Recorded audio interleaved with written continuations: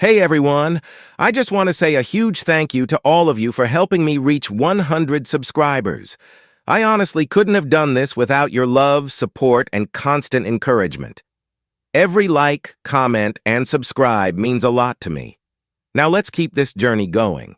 Our next target is 200 subscribers, and I know we can do it together. If you enjoy my content, don't forget to like, share, and subscribe. Let's grow as a family. Thank you once again. When Luffy vanishes inside ancient ruins, the Straw Hats are pulled into a terrifying journey through his past. Trapped within Luffy's memories, the crew witnesses moments of brotherhood with Ace and Sabo, childhood pain, and scars Luffy never shared. As past and present blur, the Straw Hats must confront truths that were never meant for them to see, learning what truly shaped their captain. To escape, they must not only find Luffy, but also come to terms with the weight of the memories he carried alone. Disclaimer: this story do not belong to me. The author is Warm Memories and Brotherly Bonds by RoseDragonWitch. Respect to author. Chapter 55, Shattered Mind. Chapter 54, Shattered Mind. The memory halted completely, nothing around them moved, the images freezing as they showed nothing more than feeble light or dark shadows. There was dead silence all around them, so quiet that thy Straw Hats could each hear their own breathing. Luffy! Usopp shouted, staring ahead before he let out a cry of shock as the memory seemed to crack and break apart. It was as if they had been in some kind of glass box as they watched the memories, and now someone had took something big and heavy to smash it. What's going on now? Nami shouted fearfully. Who did this? No one, Robin, remembering when something like this happened to her after the death of her beloved homeland. Seeing Saul's death, as well as realizing that she had lost everyone she had ever known and cared about, and finally the image of the entire island engulfed in flames. She broke down and cried in that little boat, her mind feeling like it was cracking apart from just the stress of everything that happened in just that one day. The only thing that had kept her going since then were Saul's words echoing in her head. It was because of that she was able to keep herself from falling completely apart. Luffy's mind, it just shattered. Shattered. Nami, Usopp, and Frankie all shouted as the others stared at her in shock. That has been known to happen, right, Doctor? Robin asked Chopper, who was still crying. He rubbed his eyes hard and tried to speak in as calm a voice as he could, though it was still trembling. Yes, he sniffled. I have heard all about it, even seen some traces of it in people before. His mind just broke down all at once. Wait, I don't get it. Usopp said hurriedly, wishing that someone would just speak in a way that he could understand. Robin took a death breath as she tried to go on bravely. Luffy's desire to save Ace was the only thing that kept him going. His body was pushed beyond its limits, but he's still pressing onwards, refusing to stop until he saved Ace. She looked on towards the shattered glass-like memory and went on, but seeing Ace die like that. The shock, combined with his countless injuries he had received since he ventured into Impel Down, along with his already exhausted body. All he went through in such a short time only for Ace to die protecting him from a blow that was meant for him. It was just too much for his mind to handle all at once.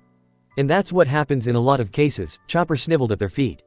When people can't handle events because they're so shocking and traumatizing, they just sort of shut down. Ace's death was just finally the thing that pushed him too far. And so, to try and protect itself, his mind sort of turned itself off.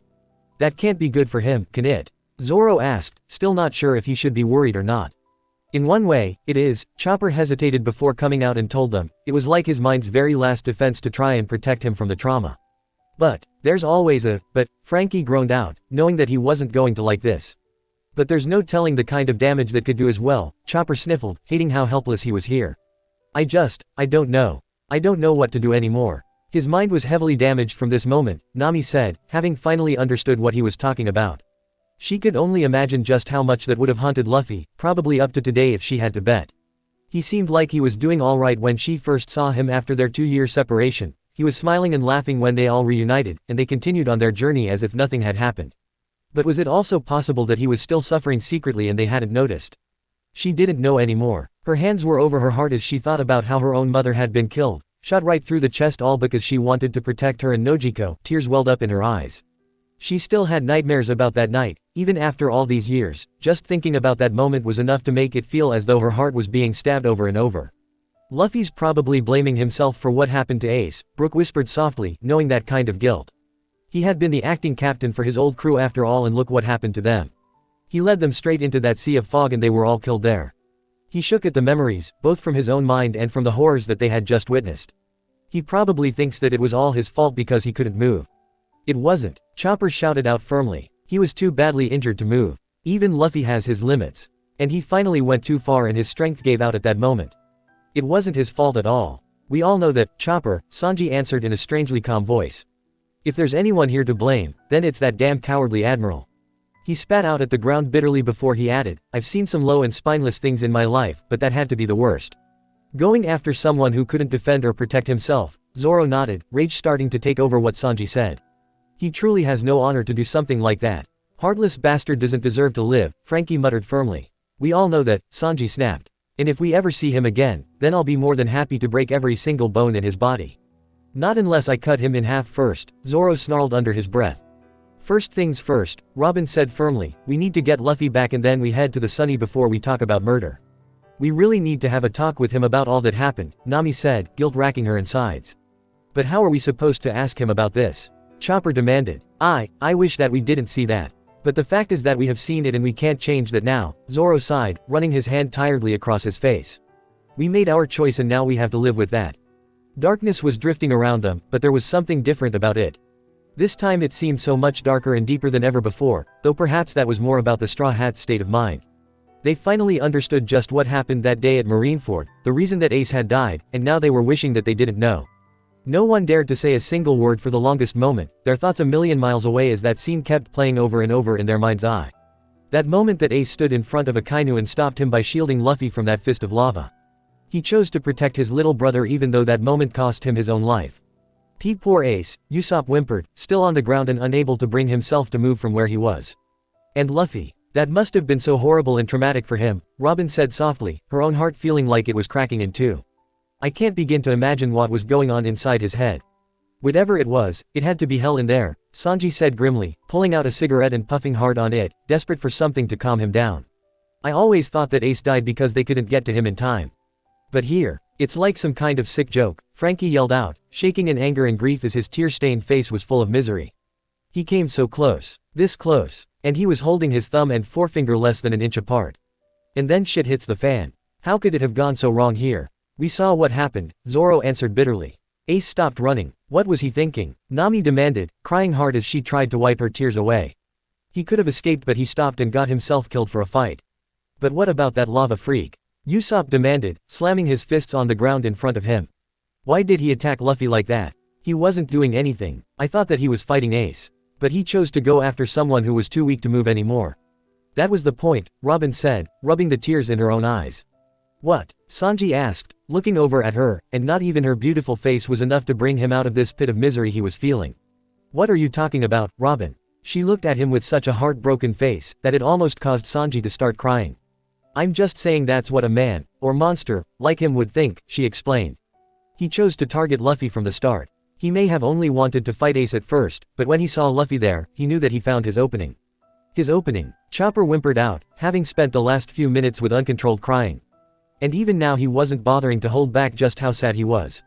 Even though he injured Ace's arm, I don't think that Ace was out of that fight just yet, she said with a shake of her head. Ace was one of Whitebeard's commanders, and we've all seen just how strong they are. They have to be at least as strong as an admiral, and even with that injury, I think that Ace might have still been able to stand a chance against Akainu. But he didn't. Usopp yelled out furiously. He went after Luffy instead. Because he knew that he couldn't kill Ace any other way, Robin answered, shutting her eyes. The others stared at her, the realization of what she was talking about dawned on them all. You mean? Brook gasped. I can't guarantee what Akainu was thinking when he went for Luffy, she said forlornly. Perhaps he knew that there was a good chance that Ace would do something like that. After seeing how far that the two of them would go for each other, I don't think that he needed too much imagination to guess that Ace would try to protect him. But I don't think that it mattered to him if Ace did or didn't jump in when he did. Because he wanted them both dead. Either way, he would have succeeded in killing one of them. That's gotta mess with his head, Usopp whimpered, gripping his hair hard. No one said anything as this news sunk in. None of them wanted to believe it was true, but they all knew better than that. After watching these memories, especially of the two together when they were little, they knew that Ace and Luffy had been very close. They grew up together, fought every single day, and you never once saw one without the other right by his side. Yo, quick pause, smash that like button, hit subscribe if you're new here, share this video, and tell me in the comments which part you're loving the most. After Sabo was taken from them, Ace had become very protective of Luffy. He was always there to protect him from thugs in town, monsters in the jungle, and even from the abusive nature of Garp. And Luffy's devotion and his love for Ace was shown over and over again from the moment that he left Amazon Lily in the slimmest hope that he could save him. They could all still hear Luffy's words. "I'll save you even if it kills me." Robin shut her eyes and told them, "I can only imagine just what would have happened to Ace if Luffy had been struck by that blast instead of him. It would have destroyed him," Brook whispered softly, staring ahead at the frozen memory. "That's just sick," Sanji snarled, his fist shaking hard. "What kind of heartless bastard would do something like that? Hell's too good for this asshole. He used the bond that they had and used it to kill Ace," Zoro muttered, staring ahead at the frozen Luffy and was lost in thought. He remembered what the Ace that they met here on this island and couldn't help but wonder if that truly was the Ace that they knew. Was it his ghost, or even his soul that they encountered? "You need to understand, my little brother has a lot of scars in his heart that he's carrying around with him. He's come a long way since after the war's outcome, and I know that he's come to terms with my death, and yet, I know that deep down he's secretly blamed himself for what happened to me." Was this what he wanted them to see? Zoro thought it over and he remembered when he was younger and he had heard about Kuina's accident. They had made a promise that one day, either she or him would become the greatest swordsman in the world. But then she fell down those stupid stairs and she ended up breaking her neck. Beating her one day was his biggest goal. He remembered when he first met her, how cocky and confident she was as a swordsman. But he could see now that she had always lived in the fear that she would never be the best since she was a girl and she would be forced to give up her dream as she grew up. That was one of the stupidest things that he ever heard. It was willpower and skill, not strength, that made you a swordsman. She was the strongest of all the kids in her father's dojo, and she beaten him over 2,000 times in the short amount of time that he had been there. Because she died, he would never know just how strong she would have become, and Zoro couldn't help but wonder if she would have been even stronger than him even now. But that didn't matter to him. For if she had lived and he ever beat her, then it was because of his skills, nothing else. It was his goal to be as good as her. But just a day after making their vow, she got herself killed in the stupidest of ways, and he was so angry at her for a long time. He accused her of running away from their promise and forcing him to carry on in her place. He looked down at his sword sadly, understanding Ace's words now.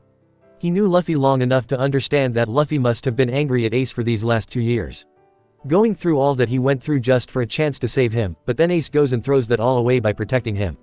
But most of that anger must also be directed at himself as well. He's blamed himself for me dying that day even though it wasn't his fault in the slightest. He's been training so hard just for the sake of getting stronger and never have to go through that pain again. He still mourns my death, but he's able to move forward. He and I were able to see each other again, and say things that we both needed to say. However, I think that seeing me again brought back all those feelings of guilt. And no matter what I say, I think a part of him still feels responsible. Zoro knew it. From Amazon Lily to Impel Down and then to Marineford, Luffy really went to hell and back just for a chance to save his brother. And the most tragic part of this whole thing was that Ace didn't have to die. He didn't, he stopped to stand up to Akainu and in the end he died protecting his brother from something that was worse than evil. Right now though, Luffy's carrying a burden so heavy that I'm amazed that he can carry it all by himself. But do you think that you can help him bear that weight? He won't tell you all anything about what happened and this could be the only chance you have to know. But like I said before, the choice is yours. He could get now why Ace, if that really was him, would want them to know what happened. He wanted someone here to tell Luffy that it wasn't his fault. And maybe if he heard it enough times, Luffy might start to believe it. Yet even so, all he could feel right now was sorrow for Luffy. The cook was right about one thing, there was no telling what was going on inside his head, but it had to be a living hell. He didn't know how he was going to do it, but he was planning on making that magma bastard pay for what he did to Ace no matter what it took. I doubt it's that simple, Sanji muttered darkly as he sighed and added, even if Ace didn't listen to that jackass, I doubt that would have been the end of it. Oh, just come out and tell us what you're talking about now, Usopp snapped. Fine, Sanji said, let's say for some odd reason, Ace did decide to ignore Akainu's insult, and run off with everyone else. Do you really think that jackass would just stand there and let them run? Dazed that his insult didn't work. Of course not, he said so himself that he wasn't going to let those two escape even if everyone else did. It's like when he refused to run when he was fighting Blue Jam even as the Grey Terminal was burning. Chopper cried mournfully. He refused to run. And now, he fell silent as the others looked grimly at him as the little reindeer went on. I don't get it, though.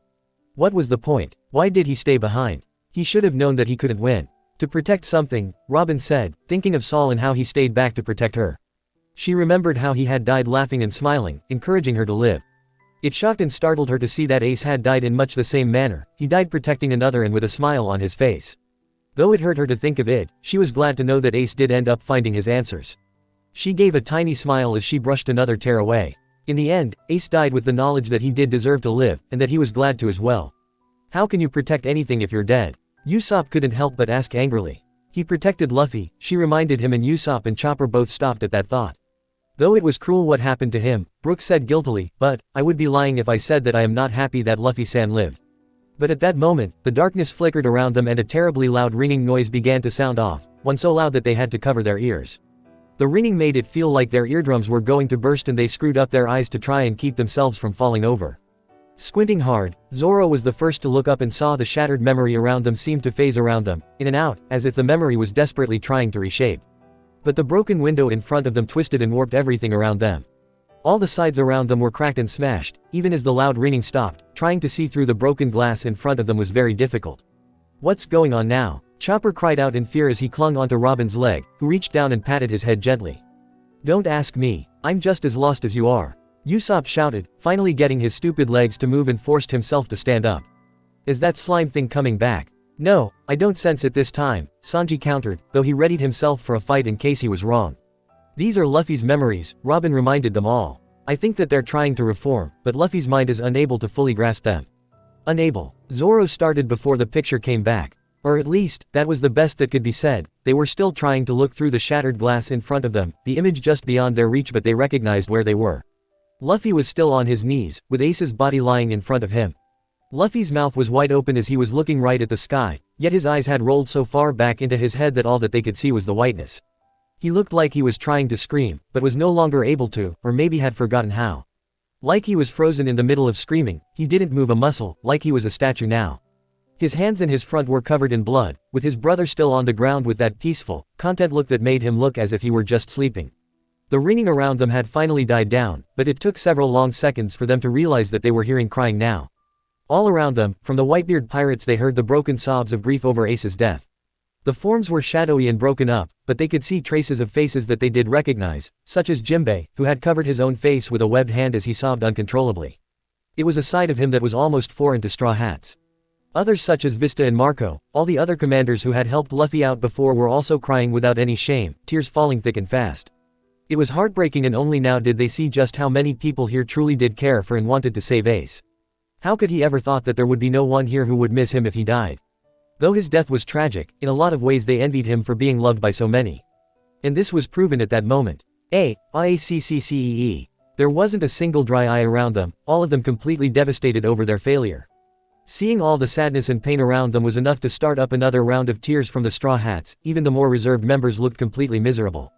But it was Luffy that they just couldn't turn their gaze from. Memories from happier days were echoing all around them, as well as darker moments. Images of a Kainu fist going through Ace's stomach before his lifeless body fell to the ground kept playing over and over again.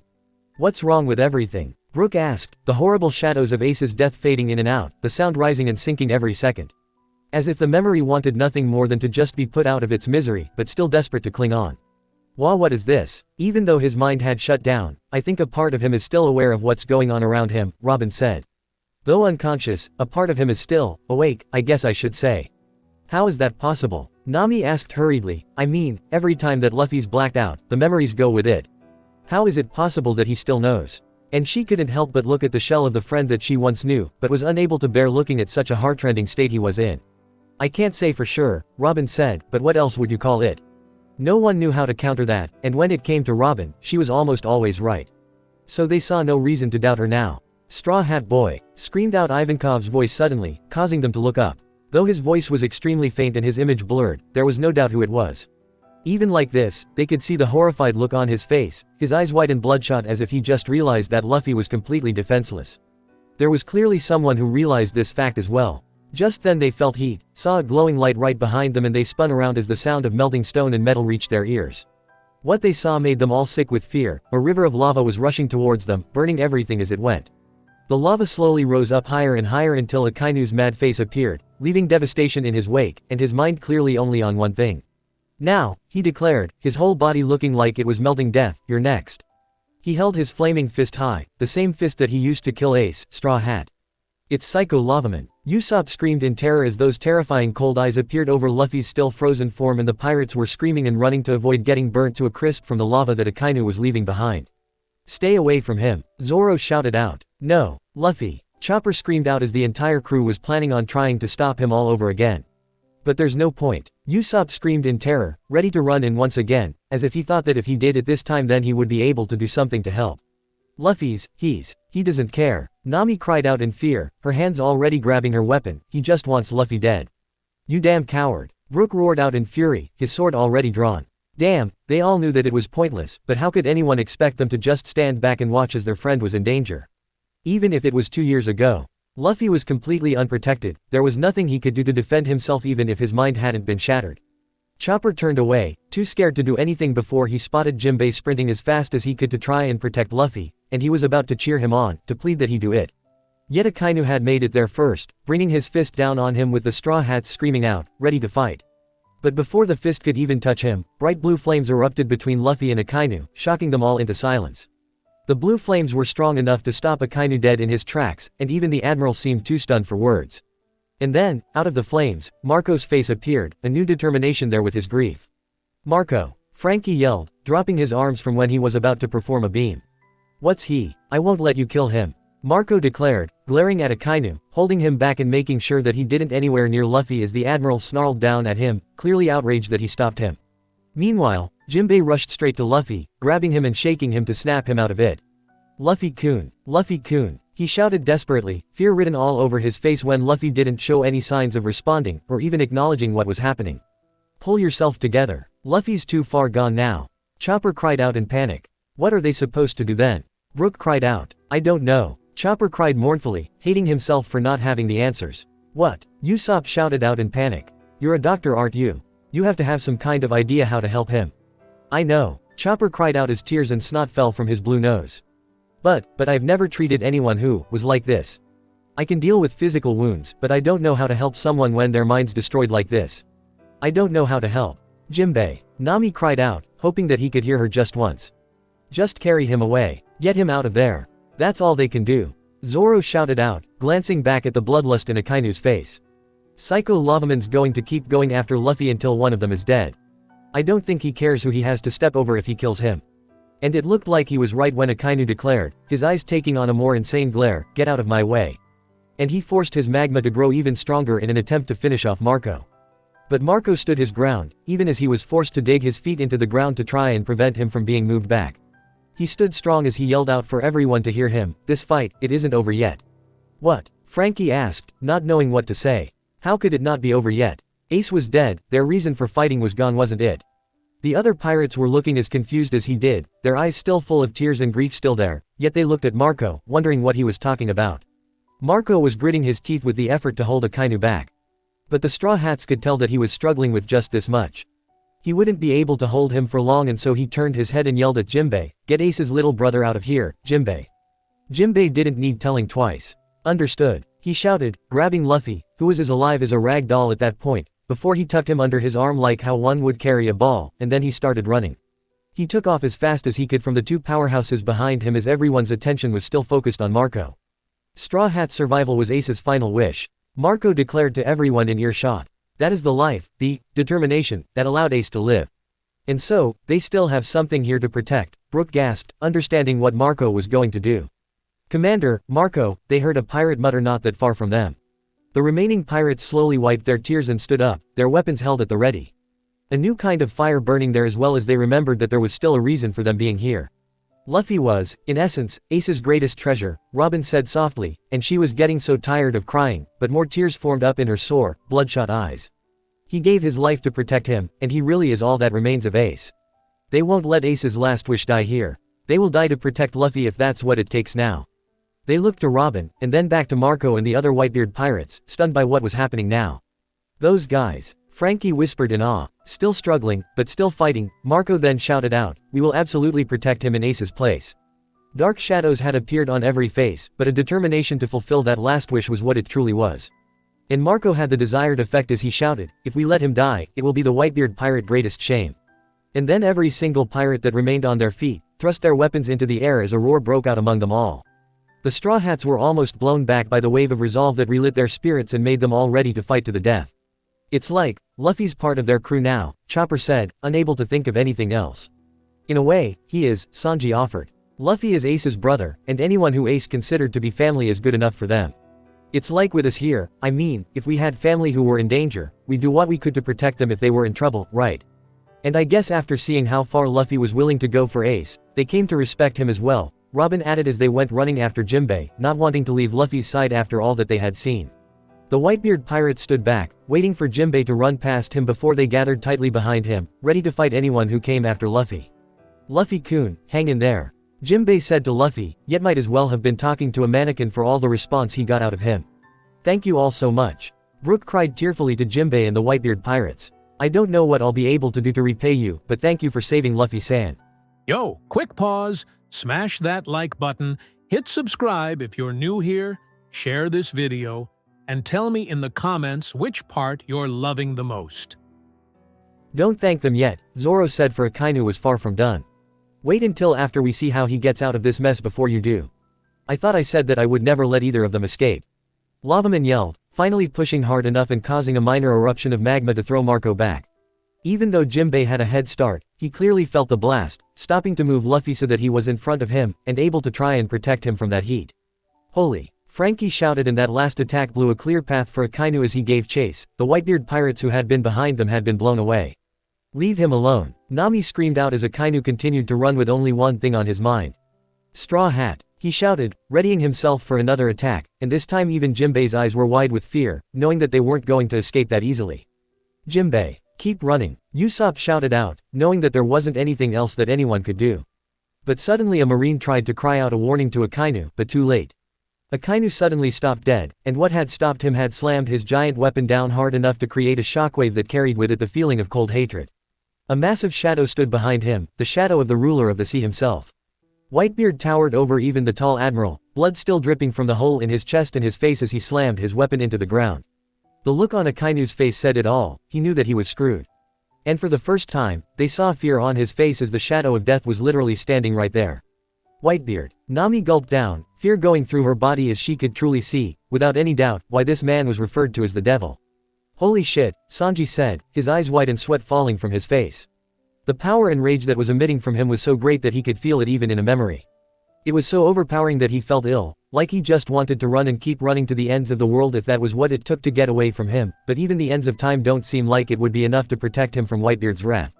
Akainu slowly turned his head to look at him, and they watched as Whitebeard's eyes were filled with a fury and grief that seemed to shake them all to the core. He raised his fist, his eyes showing no mercy as he threw his punch, with Akainu unable or too scared to move. His punch, glowing with power, actually warped Akainu's head, making it bend and twist from the impact before he was slammed into the ground by the quake. The force of the impact shook the ground and tore everything within a 100-foot radius around them into rubble. Wreckage from the blast flew as Whitebeard's anger knew no bounds. He was just forcing Akainu's head down deeper and deeper into the solid concrete. Take him out, Frankie roared, and though it was disturbing to see someone's head warp like that, it was more than satisfying to see that bastard get some payback for what he did. God, I hope that hurt, Sanji snarled, still shaking, for the attack was nowhere near done. Whitebeard's anger only seemed to grow as he continued to try and force Akainu even deeper into the ground, as if determined to bury him. The pirates need to leave though, Robin shouted over the dim, trying to make out the clearer picture through this destroyed memory. Whitebeard had the power to destroy the world if he wanted to. Even when he's this badly injured, he's about as far from weak as possible. He might sink this entire island if he thinks that it would help. And after seeing Ace getting killed, there's no way that he's leaving this place without at least demolishing the island. Makes sense, Zoro shouted out, his one eye wide with amazement at such strength. They took Ace, and so now, he's taking the island. Go for it, Usopp shouted, still heartbroken over Ace, but his fear for Luffy was growing with every second as Jinbei was still running towards the wall. Yet the attack that Whitebeard was creating was making it difficult for anyone to keep moving. And so, Jinbei had to stop, trying to keep himself and Luffy from falling over as the attack continued to bring everything crumbling around them. The old man is pissed. Someone screamed in terror behind them. Oh, really? Nami shouted out sarcastically, trying to stick close to Luffy and Jinbei. What makes you think that? The fact that he's turning everything to pebbles. What about his crew? Brook shouted out, knowing that if power is unleashed, then like a wildfire, it would grow and destroy everything. Don't worry, Sanji declared firmly. He's angry because he lost one of his sons. He won't put the others in danger from himself. And the pirates seemed to know this, yet they didn't want to risk it as they began to move back. All of you, one of them shouted over the explosion, get away from here. And the pirates were all running back as fast as they could, despite the earthquake, they were able to stay upright as Whitebeard continued to unleash his fury on the man who took one of his sons away from him. But Whitebeard suddenly jumped up, high into the sky, with Akainu still lying in a pool of his own blood. He tried to lift himself out, but Whitebeard was falling down towards him fast, his foot already creating another quake and about to finish him off. Though injured, Akainu wasn't beaten just yet and managed to roll out of the way just as Whitebeard crashed into the ground, creating another crater. He looked ticked off that he managed to roll away, but that wasn't going to be enough to survive his wrath. He then went running after him, his Bisunto swinging high, and this time he was going to slice him apart. But Akainu coated his arm in magma before he launched flaming fists right at him. Over and over Whitebeard took each blast, and not even bothering to stop as they were exploding all over him, he kept going forward even as half-crescent moon mustache was taken off. Akainu seemed to lose it and charged ahead, ready to fight him and do whatever it took to beat him. He started to throw punch and kick one after the other, like how a kid would unleash a tantrum. But all Whitebeard had to do was hold up one massive arm and was able to block him before he swung his hand down in a punch, and it was enough to send Akainu backwards, rolling over like a toy. "Oh, I bet he felt that," Usopp winced, hugging his body, just aching looking at it all. "Hope it broke something," Nami hissed as Whitebeard continued to walk towards him, going to finish him off. Still, how powerful was Whitebeard when he was young? If he's capable of doing this when he's old and dying, he must have been a force of nature in his youth, Zoro said, his respect rising.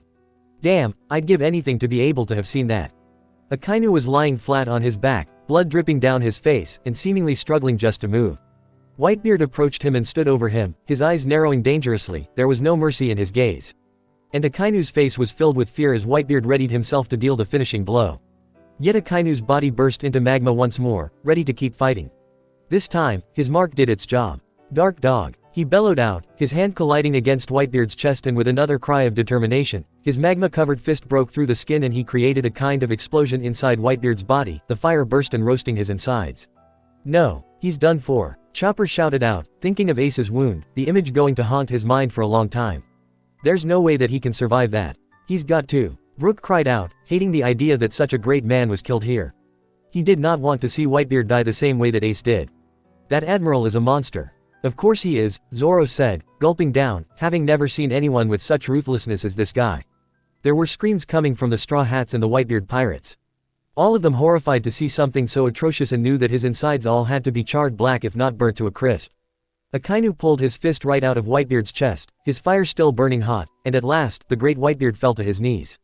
"No, he's beaten," Usopp cried out, covering his face mournfully. "He's finished." It was a painful fact, but one that no one could disagree with. Not that it stopped the Whitebeard pirates still behind him. They were staring open-mouthed, and it only got worse when Whitebeard remained where he was, down on one knee, and the fire continued to burn away at his insides. "Old man," they all screamed out, pain in each and every voice, all of them looking desperate to do something, anything, to help him. Over and over they called out to him, they had come to see as their father, all of them crying for some kind of miracle to help him. But Whitebeard remained slumped over, his head down, and they weren't sure if he could even hear them. But as they watched, clearly thinking that it was over, Zoro spotted Whitebeard's hand curl up into a fist and his eye widened. He wasn't done yet, and he was sure that he was going to let everyone know it. And through the fire, that same hand shot out and grabbed Akainu by his throat and front of his shirt. The sudden movement was enough to cause shrieks of shock and fear from his crewmates, but Zoro didn't say a word as he stared in wonder at this man who could have conquered this world if that was what he truly wanted. The only thing that could explain why he never went after the One Piece would be that he never wanted it to begin with. As Akainu stared down in shock at him, ready to keep fighting, but then Whitebeard slowly raised up his head and stared into those cold eyes. Whitebeard pushed himself right back up to his feet, and actually lifted Akainu into the air in front of him. He slowly raised him up so that he was eye level and they could see those eyes looking at him. There was no mercy there as they narrowed in hatred. "Oh, this is gonna be extreme," Frankie gulped down as he could only watch with wide eyes. Usopp gulped hard as he croaked, "Shouldn't we go hide under a rock or something?" "Whatever he does, it's history," Sanji said softly, sweat continuing to fall, wondering just what he was going to do now. Akainu's own eyes widened in terror as Whitebeard suddenly tossed him high into the air. As he started to fall, Whitebeard took his stance and held his arm at ready, the rage in his face seemed to sink in around them, and when he finally reached him, Whitebeard struck. He used his powers to create a quake right to Akainu's gut. He took an earthquake, Nami gasped, falling over once more. "OWW," Brook sobbed, his bones felt like they were breaking just watching it. Which, in his case, would be terrible. There was a deep dent right in the Admiral's stomach, the air cracked all around them as blood gushed out of his mouth. It seemed to freeze then and there for a moment. But that was just the start of it all. The attack shook the entire world before it cracked and broke apart. The ground shook and crumbled as if made of cardboard, and that was when all hell seemed to break loose. It was like the end of the world as everything fell and all nearby marines were lost or swallowed up by the breaking ground. Fissures and cracks appeared all over, eating anything that they could as the tremors reached the buildings and they fell as if kicked down by a giant. The ground rose and sank in giant slabs, the marines desperate to hold on to anything to keep themselves from falling, but it was a lost cause in this giant chain reaction. The quake was making its way to the town, destroying any and every structure that stood in its way, and reached the main HQ of the marines. The massive, palace-like building was no match. It broke apart and burst at the seams as everyone staring in both awe and alarm. Whitebeard was doing this for revenge. They took something that he cared about away from him, and so he was returning the favor by taking what they cared for.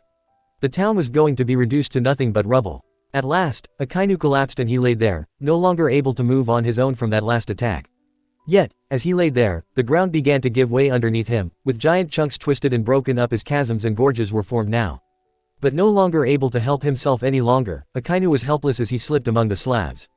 Blood poured out of his mouth. However, he was determined to have the last word. "Damn you," he snarled as Whitebeard just looked on pitilessly. "Whitebeard," he screamed as he was taken by the ground itself. The fissure beneath them continued to widen and swallowed everything as marines all over were taken down with him. Talk about leaving an impression. Brook screamed out, having fallen over and was rolling around on the ground as everything tossed around in a whirlwind of confusion and destruction. "What the hell is Akainu?" Usopp shrieked in terror. "He's still alive even after he was buried like that. He just didn't see how it was possible for him to survive an attack like that. But he knew that bastard Akainu survived this war and became the new fleet admiral." Just the thought of that sent waves of terror down his spine. He could only imagine that guy pushing the idea of absolute justice on the other marines. Maybe that was why Aokiji chose to leave. Better to become a wanderer than to stay and work for someone like him. He didn't blame the guy if that was it. "He's a total freak, that's all I know," Frankie shouted over the noise. Everything was turning to hell as the largest crack yet opened just in front of the rest of the Whitebeard pirates, but behind Whitebeard at the same time. And that was when the full extent of his powers finally settled in and he did what he wanted to do. The earthquake broke the island right in half. As if the mouth of some ancient beast beneath them had finally awoken and his jaws were opening, a deep chasm appeared, splitting Marineford apart. The Marines were screaming, panicking as they desperately tried to hang on for dear life, some of them practically stepping over each other to get out. But most of them ended falling right into it, unable to save themselves. The pirates were also in danger of falling, but they were mostly safe behind Whitebeard, and the few who were threatening to fall into the chasm as well were grabbing onto the ledge, their friends and comrades trying to pull them out. The Straw Hats stuck close to Jimbei and Luffy, terrified that something would happen to them even though they were nowhere near the ledge anymore. Jimbei had to stop moving, and instead held tightly onto Luffy as Whitebeard's rage continued to destroy the island. At last, the memory calmed as the tremors stopped. It was almost silent compared to before. Most of the Straw Hats had fallen to the ground, trying to hold onto some kind of piece of sanity as their hearts almost stopped from fear. For the longest moment, no one said anything as they waited. At long last, Nami raised up her head, having been hugging Robin's side to keep her grounded, and was tearfully looking around. "Is it over?" she whimpered. But then she gasped at what she saw. There was now an enormous gorge right in front of them, one that was so large and deep that it was unreal that any human could do something like this. But that was when she looked up and realized that even though it looked like most of the Whitebeard pirates were still on this side with them, Whitebeard stood on the other side, completely alone, and against the Marines. "What happened?" Chopper screamed out. "You mean he split the entire plaza in two?" "That is awesome," Sanji whispered, wishing that he might have a chance to be able to go out like this. "To know that you were the most powerful and nothing that anyone said or did could counter that. Even with his insides fried, he's still this powerful." Usopp cried out. Zoro whispered in amazement and respect, "We've got a legend to live up to." "Old man," one of the pirates next to him screamed out in horror. "We've been completely cut off from him." Another shouted. "Wait, they're right," Brook shouted in realization. But why? Why would he do something like this? Now he doesn't have any of his allies or crew here to help him. He did this on purpose to give his crew time to escape. Robin called in understanding. "Remember what he said. He gave them his last orders as their captain. He wants to go out his own way. All on his own." Chopper shouted out. How could he do something like that to his own crew? How does he expect them to leave him behind like that? He's not giving them a choice anymore, Zoro reposed by pointing to the gorge. They have to leave without him. If they want to live, they must leave. Otherwise, the old man's sacrifice will all be for nothing. "I'm not done yet," Whitebeard proclaimed, and they looked up, his back to them all, as he held up his massive weapon once again to show that he was still willing to go another round. The Marines all looked ready to wet themselves before he slammed the end of his bisinto to the ground and declared, "From this moment on, I will take you all on." He swung it around as he yelled, "Come." And some fools never learn. The Marines charged, flying at him and ready to try and take his head, with Whitebeard more than able to take them out and send them flying off. The pirates could only watch helplessly from where they stood trapped. It was clear that they wanted to go running in and help, but what could they do against a direct order from their captain? For a few long moments no one said anything as they watched Whitebeard continue to fight this war on his own, but then Marco, who had tears in his eyes, but had lowered his head in acceptance, yelled out, "All men, get aboard the ships." He's the commander of the 1st Division, Robin pointed out to them all once more. That makes him like the second in command. And it is his job to look after the rest of the crew. He has to do what Whitebeard wants and make sure they escape. But what about the captain? Zoro asked her, though he knew the answer. It's the crew's job to follow and look after the captain as well, she told him sadly. But, a direct order is still an order whether they like it or not. They must follow through with it no matter how hard it is. Zoro didn't answer that as he looked back at the pain written all over Marco's face as he continued to give orders for the remaining pirates and allies to head to the shore where their ships were. They were to take all seaworthy vessels and get out of here without looking back. A lot of them didn't want to listen, continuing to cry and fight their way to get back to Whitebeard even when there was a gorge in the way. Some of them were forced to restrain others to stop them from running back. Think of the reason he stayed behind. One of the commanders shouted to his comrade, of the dreams he's entrusting us with. If you're gonna grieve him, then do it on the ship. Another one of commanders shouted to an inconsolable pirate, looking ready to hit him if he didn't hurry up and leave with them, though he was also crying hard. Old man, Ace, hurry up. And finally, one by one, they began to turn and make their way back to the bay where the ships were, though most of them were forced to limp away, or lean on the shoulders of comrades to stay upright. But still, Zoro couldn't help but look back at Marco, who had stayed where he was. He kept his eyes on Whitebeard as tears continued to fall from his face. He thought that he could understand. Marco felt it was his duty to watch over his captain and make sure that he survived as the second in command. Zoro guessed that he must feel that he had failed his captain in his duty. Perhaps that was why he chose to stay behind for a moment longer, to just fulfill his duty and see it through to the end. To just watch over him one last time. He couldn't imagine just what that was like, and he never wanted to. All journeys must come to an end, but he couldn't bear the thought of their own journey ending like this.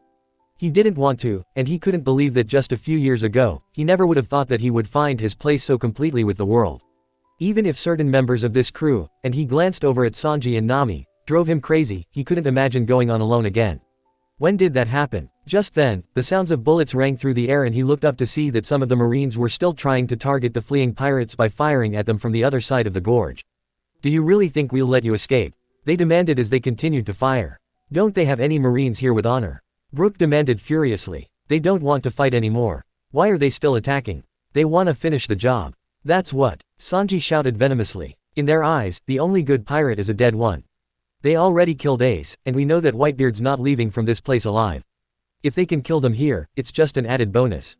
Cowards, sick cowards, all of them. Usopp shouted out, wishing that there was someone here who can stop this madness. However, even though the pirates may be retreating, they weren't just targets. Some of the commanders were staying behind as well to try and cover them and deal with the bullets, continuing to give orders to escape and help the stragglers. Vista was one of them, and was deflecting the bullets, continuing to shout at them all to just make it to a ship. Zoro glanced at Vista one last time and made a silent promise that if he ever saw this guy in the New World, he would want to fight him. He may not have met him in person, but he learned a great deal about what kind of man he was just from watching these memories as well as the fact that he was a powerful swordsman. He would love to clash blades with a true rival and he could almost feel his blood racing at the thought of such a fight. But now wasn't the time or place to be thinking of something like that. He followed after the others, who were still keeping a close eye on Luffy. His condition still hadn't changed, and they were growing more and more concerned for him as Jinbei took responsibility for him. He continued to head to the bay with everyone else, Luffy still tucked under his arm, yet he kept looking back, tears in his eyes at the thought of leaving Whitebeard behind. They all looked back as well to where the legend was continuing to fight on his own. Despite all the wounds, despite his age, despite the fact that he was fighting all on his own, he was still holding his own and fighting the Marines.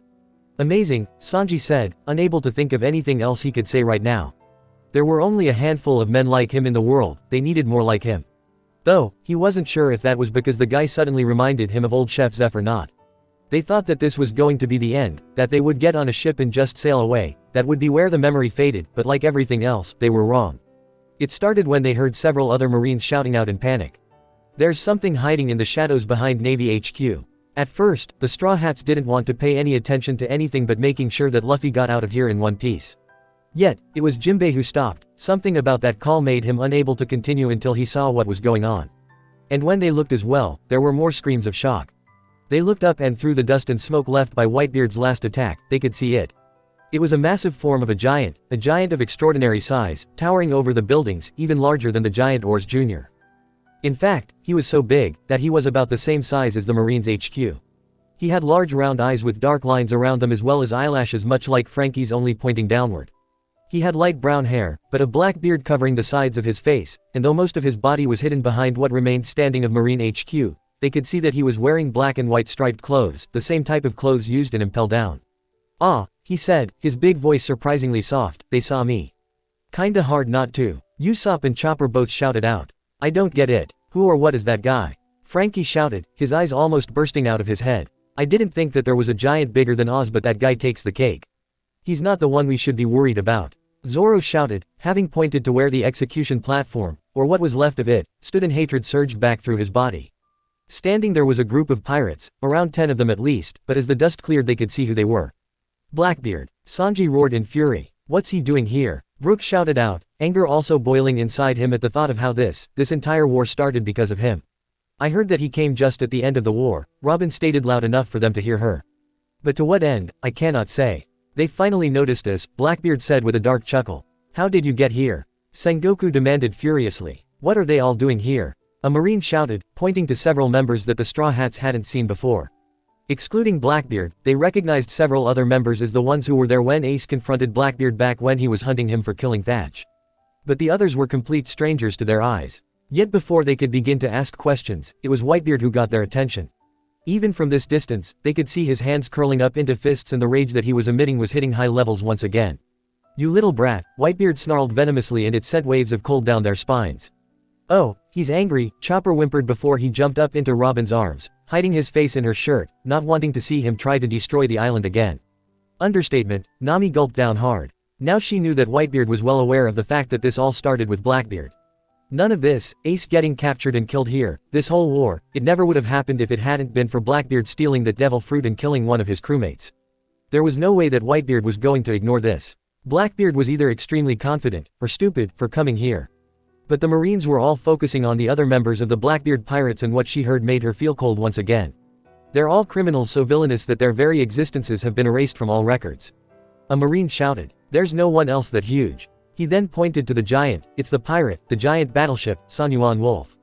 "Ah," he said, "not only did they see me, they know who I am. I can see how he earned his nickname." Brook gasped, wondering how in the world they were able to capture someone as big as him, let alone lock away and impel down. They then turned their attention to another new member, and unlike the other prison escapees, he wasn't dressed in a prisoner's uniform. He was wearing a long, white and brown fur coat with many purple necklaces. His eyes were slitted like a cat, and his hair fell in a wild mane around his head. Even his mustache looked like whiskers, while there were white horns attached to his head and black metal plates underneath. "The corrupt king, Avalo Pizarro. How refreshing it is to be back on the outside," Pizarro stated in amusement, looking at them all like they were all toys for him to play with. "I don't want to know how he got his name," Usopp said nervously as Nami let out a cry of disgust as she pointed to the next guy. He was a very large, round man, probably the largest of the ones standing on the platform, but he also had a very long nose and a drunken smile with his tongue hanging out of his mouth. Strange enough, his nose looked like it was higher up on his face than even his eyes, like an elephant's trunk. On either side of his neck were 2 sets of 3 rings pierced on, and he tilted his head back as he began to down the entire contents of a gourd. "The great drinker," Vasco shot. The Marine declared. "Drinker," Zoro repeated. "Please, I bet that I could drink more than he ever could." But Vasco finished his drink as he hiccuped a little and asked drunkenly, "See, and I killed them guys down there." The next person was also the only woman in the crew. She was roughly middle-aged, but her hair had been done in a set of pigtails. There were wrinkles on her face and a long nose that resembled Usopp's as well as a devilish grin. But she also had a body that looked full and strong, and she was smiling down at them all when she heard her name. "The Crescent Moon Hunter, Katarina Devon." She giggled a little darkly and said, "I like you, too." That line sent shivers of disgust down the men's bodies, suddenly feeling the urge to take a bath. Even Sanji was having a difficult time finding any beauty in this woman. But their eyes were drew to the devilish look of the last man. He had devil-like wings on his back, much like Magellan and Hannibal, as well as a rather smug look on his face. He was smoking a cigar like how smoker would, and was dressed with a black officer uniform that resembled Magellan's, the symbol of Impel Down on the front of his jacket.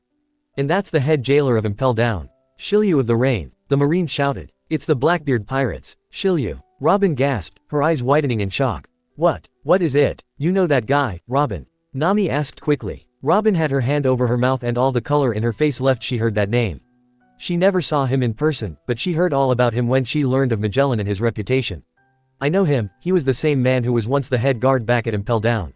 I guess he was like the head torturer. And he was at least as strong as Magellan. What? They all yelled at her as they remembered how deadly that Magellan was. They thought of that poisonous creation such as the Hydra and the demon. If there ever was a devil in this world, he had to be the closest thing to him. He's that strong, Nami asked as Robin gulped down and felt a trail of sweat fall from her face. And apparently he's not even a devil fruit user, at least I never heard of him being one, she confessed. But how come we didn't see him in prison? Brooke gasped out. Why wasn't he there helping to stop the escape? And why is he here now? Looks like he joined up with Blackbeard, Sanji gulped down. But why? Why would he join him? Usopp asked, looking to Robin and hoping that she would give him some answers. I heard that Shiryu was supposed to be so brutal, that he murdered so many prisoners for his own entertainment, that he was stripped of his rank and eventually imprisoned there because he was so bloodthirsty. Usopp, Chopper, and Brooke all screamed in horror at such a thought as the others were looking rather sick that there was considered to be going too far in that prison. And those others are all prisoners? Nami asked hurriedly. Yes, Sanji said, looking up with a horrible understanding. I get it. That's why those low-life pirates were in Impel Down. He just wanted the title so that he could go there and free all those viscous pirates and have them join his crew. Ingenious, if cruel, Robin sighed grimly. Okay, Zoro said, his eye on Shiryu darkly. Since Luffy's gonna be the one to take on Blackbeard, I guess I'll settle for him. Don't pick them out until we face them, Sanji said sourly. Hey, he's a swordsman. Zoro retorted, pointing to the sword on Shiryu's back. I should be the one to fight him. Just be patient and wait for that day to come, Frankie said, looking up at the giant, wondering who was going to be the one to take that freak out. Why would he join them though? Chopper asked, still not getting it. If he really was locked away because of his murderous habits, then that would explain why he wasn't there to stop them, Nami said miserably. But if he was imprisoned there, and Blackbeard showed up to let out dangerous criminals, then why not? Usopp finished for her angrily as Blackbeard laughed hysterically. As if he could imagine seeing anything funnier than this destroyed battlefield. Long time no see, he said loudly, glad I could see you before you died, old man. Teach, Whitebeard growled. Take him out, Sanji shouted out, hoping that Whitebeard would unleash another quake and take that guy out like before. The two people I now hate the most were both here, Usopp said, thinking of Akainu and glaring up at Blackbeard. It's like fate's just mocking us now, Zoro snarled as well, unable to believe that he could hate anymore as much as he hated those two. And it turns out, he wasn't the only one. Sengoku glared up at him, his eyes full of rage as he barked out, Shiryu. He seemed too angry for words but managed to demand, what happened to Magellan? What happened to Impel Down? How did you all get here? That is what I want to know, Robin frowned, not understanding anything going on right now. They last saw these guys back at Impel Down, how were they able to get through the gates of justice? Shiryu only smiled darkly, taking his cigar out of his mouth and let out a steady stream of smoke. Doesn't the very fact that we are here answer your questions? He asked. Fleet Admiral Sengoku. Blackbeard only laughed, obviously enjoying seeing the anger in Sengoku's face as Shiryu continued talking. If you want to know the details, he said, you can go find out yourself later on. At any rate, I've decided to join up with these guys. Keep that in mind. Just then, a marine came running up, falling at Sengoku's feet and tried to tell him hurried what had just happened. The gates of justice had opened up and an identified warship had been seen going through. Sengoku was baffled, demanding to know just how that happened and glared up at Blackbeard for answers. That was when the tap-dancing mime told him the truth. He hypnotized the Marines in the control room for the gates of justice shortly before they left and ordered them to open the gates for every warship that approached the gates. No, Sanji said, his eyes wide as realization took over. That's how it happened. How what happened? Frankie yelled at him. Remember when they first sailed here? Sanji asked, looking back at him. They stole that warship when they escaped Impel Down. Bon Clay sacrificed himself to help them get through that first gate, but we couldn't figure out why the second one for Marineford suddenly opened up. Now we know, Robin said softly, understanding hitting her as well. It was Blackbeard who did that. She looked to Jimbei, only a few yards away, and he was glaring at Blackbeard as he fully understood what happened as well. He was shaking with rage, like he wanted nothing more than to run back and fight him as well, and she could tell the only reason he wasn't doing that was because he was the one taking charge of protecting Luffy. For a pirate, an enemy of the government, Blackbeard said, breaking into Impel Down would have been impossible since the gates of justice would never open. That's why I increased my reputation and became one of the 7 warlords. But now I don't need that rank anymore. Sengoku looked close to breathing fire as he demanded, so your goal was to free those guys. Blackbeard only laughed louder than ever, his arms up in the air as if he couldn't believe that his plan had gone through as well as it did. Indeed, that was all I wanted. Now do you get it? Is he trying to make everyone here hate him? Brook asked bitterly. I don't think he needs to try, Sanji snarled. Sengoku could only continue to look furious, as if his outrage was so great that he couldn't think of what to do first. Blackbeard had all but said that he used him and the Marines to unleash some of the worst criminals in history. None of that matters, called out a furious voice, and Whitebeard raised up his arm, the muscles bulging out and a wind picking up. Bracing themselves, Whitebeard shouted out, "Teach." And he slammed his arm out to crack the air, and though it wasn't as big as his last ones, it was still enough to create a straight line of devastation straight to the execution platform. Every Marine unlucky enough to stand in the way were blown away, and the Blackbeard pirates were almost hit by the attack. It was so gratifying to see that those smug, stuck-up expressions wiped off when they saw that attack and dove out of the way to avoid it. Just when they thought that the building couldn't possibly take any more damage, the smoke from the attack clouded their vision as even more of it crumbled. Though it was too much to hope, for that attack would have taken out at least Blackbeard. The pirates managed to avoid the attack, all of them looking irritated at having been knocked off their stage, just as they were getting into some serious bragging. For a moment though, it looked like Blackbeard had been taken out, at least until Blackbeard pushed himself up from the ground by shoving the massive boulder off him. There wasn't a scratch on any of them, and that ticked the straw hats off even more. Blackbeard gave his head a little shake, though he was still smiling as he yelled, "You aren't holding back." "Well, I guess that's to be expected. Ya think?" Usopp yelled, knowing that blast was aimed directly at him. "After all that you did, you really think that he wasn't going to make you pay?" Though that one blast seemed to have taken the wind out of Whitebeard, and they looked up at him to see him breathing hard and even more blood dripping down his body. But he still continued to stand tall as he proclaimed through narrow eyes, "You are the one person I will never call son, Teach. You broke the iron rule on my ship." And he then pointed his bisinto at him and declared, "You killed a member of the crew. And so that 4th Division Commander Thatch may rest in peace, I will take this fool's life and settle the score." But the words were no sooner out of his mouth before he gave a grunt of pain, causing worry among the crew behind him. "Whitebeard, what's wrong?" Brook cried out instinctively, though he knew full well what the problem was. "His injuries," Chopper cried, "they're too much for his body. I don't even know how it's even possible for him to keep standing."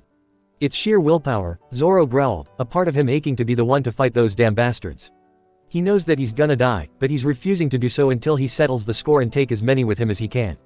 "What a guy," Usopp cried with Frankie. Out of the corner of Frankie's eye though, he spotted Marco finally moving again, having shifted into his full phoenix form, the blue flames shining bright, and it was clear that he was going to go flying in to help Whitebeard. Yet, without even looking, most likely knowing him well enough, Whitebeard bellowed out, "Marco." At once, Marco stopped, landing automatically, returning to his natural form. "Pops," he shouted back anxiously, hating the fact that he was stopped like this.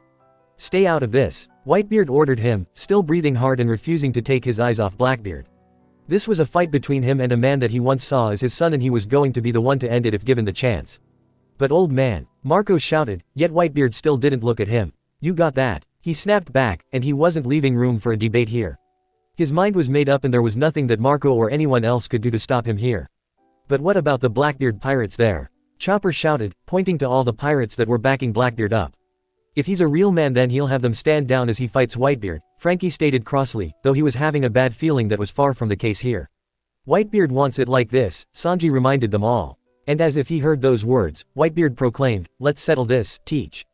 "At least break that guy's face for me," Frankie hissed venomously.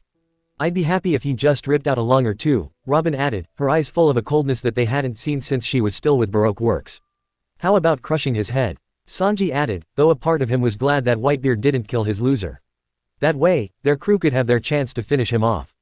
Blackbeard only laughed that annoying laugh once again. "Fine by me," he called him, and that was when darkness started to ebb out of his body. Just like it had done in the memory when he faced off against Ace, and when he fought Luffy back at Impel Down. That darkness flew out of his very skin like smoke and began to drift almost lazily across his body before he drew it all to his right hand and slammed it to the ground. Like water, it rushed out and started to cover the battlefield beneath their feet, the darkness starting to swallow up all the rocks and wreckage already. "Black hole," Blackbeard said smugly, his darkness bursting out in a twister of black smoke before he stood up again. "This is the power of the devil fruit I stole after killing Thatch. The mightiest power, the dark fruit." "Scum," Nami whispered, unable to think of another thing to call him. "To kill a crewmate all for a devil fruit," Brook said in rage. "There is no greater sin in this world. That is what I think. I think we can all agree on that," Robin said softly, and they watched in horror as Whitebeard slowly began to sink down into the darkness. "Have a good taste." Blackbeard laughed as Whitebeard looked down at his feet, as if he couldn't care less what Blackbeard did. "Hey, old man, Thatch is dead and so is Ace." "How dare he?" Zoro hissed maliciously. It was his fault that those two were dead, and he dared to rub that in their faces. As if that guy didn't already deserve enough of an ass-kicking. I had always respected and admired you from the bottom of my heart, Blackbeard admitted to his former captain. Disclaimer: this story do not belong to me. The author is Warm Memories and Brotherly Bonds by RoseDragonWitch. Well, you have a shitty way of showing it. Sanji shouted out. But now, you've grown old. So rusty you couldn't save a single underling from execution. Even though I made sure to let Ace live after our battle on Banero Island. Blackbeard laughed once again and all the Straw Hats had their eyes shadowed over at those words. Nami hung near Luffy, wishing that she could just close his eyes for him, even as her own were filled with so many tears that she could hardly see straight. She never thought that there would be someone out there that she would hate as much as Arlong. But this guy, he was just pure evil. Whitebeard and every pirate here came to Marineford to try and save Ace and he was just mocking them for what happened. He must have seen it, she was sure of it now. He saw Ace die trying to protect Luffy and he just went and ridiculed that sacrifice.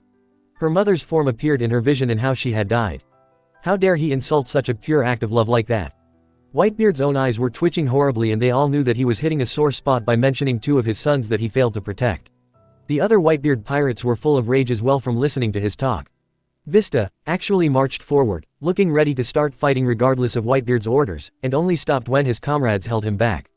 Whitebeard held up his arm once more, preparing himself to use another quake, but Blackbeard merely held up his darkness-covered hand. Now, he scolded, that won't work. And he went charging at him as he declared, all devil fruit abilities are useless against me. And he only laughed louder when Whitebeard's own fist glowed with his prepared quake. Blackbeard caught his fist right before he swung his arm out and it was then that the darkness seemed to swallow it right up into the palm of his hand. That's a cheap attack and everyone knows it. Usopp shouted out angrily, and Brook actually had to hold him back from him marching forward and trying to attack himself. Fight like a man here. Well, old man, what do you think of my darkness? Blackbeard asked, truly wanting his opinion. I can even suck in devil fruit powers, making the user defenseless. In other words, you can't make earthquakes anymore. I doubt that he needs that to kick his ass, Sanji snapped back. You're right, Robin nodded. Whitebeard's quake fruit is strong all right, but that alone didn't let him rule this era. I would have thought that a former member of his crew would have known that. Looks like that his own devil fruit made him cockier than we thought, Zoro hissed. But his anger only went up another notch when Blackbeard landed a solid punch right in Whitebeard's gut, causing yells of shock coming from the Whitebeard pirates next to them, who couldn't have looked more stunned by what happened. Yet it was only made worse when Blackbeard landed an uppercut punch right to Whitebeard's jaw, actually causing him to leave a few feet off the ground. He broke free from Blackbeard's grip and tried to use another quake against him. You still don't get it. Blackbeard laughed arrogantly, catching his fist once again and dispersing it like he did before.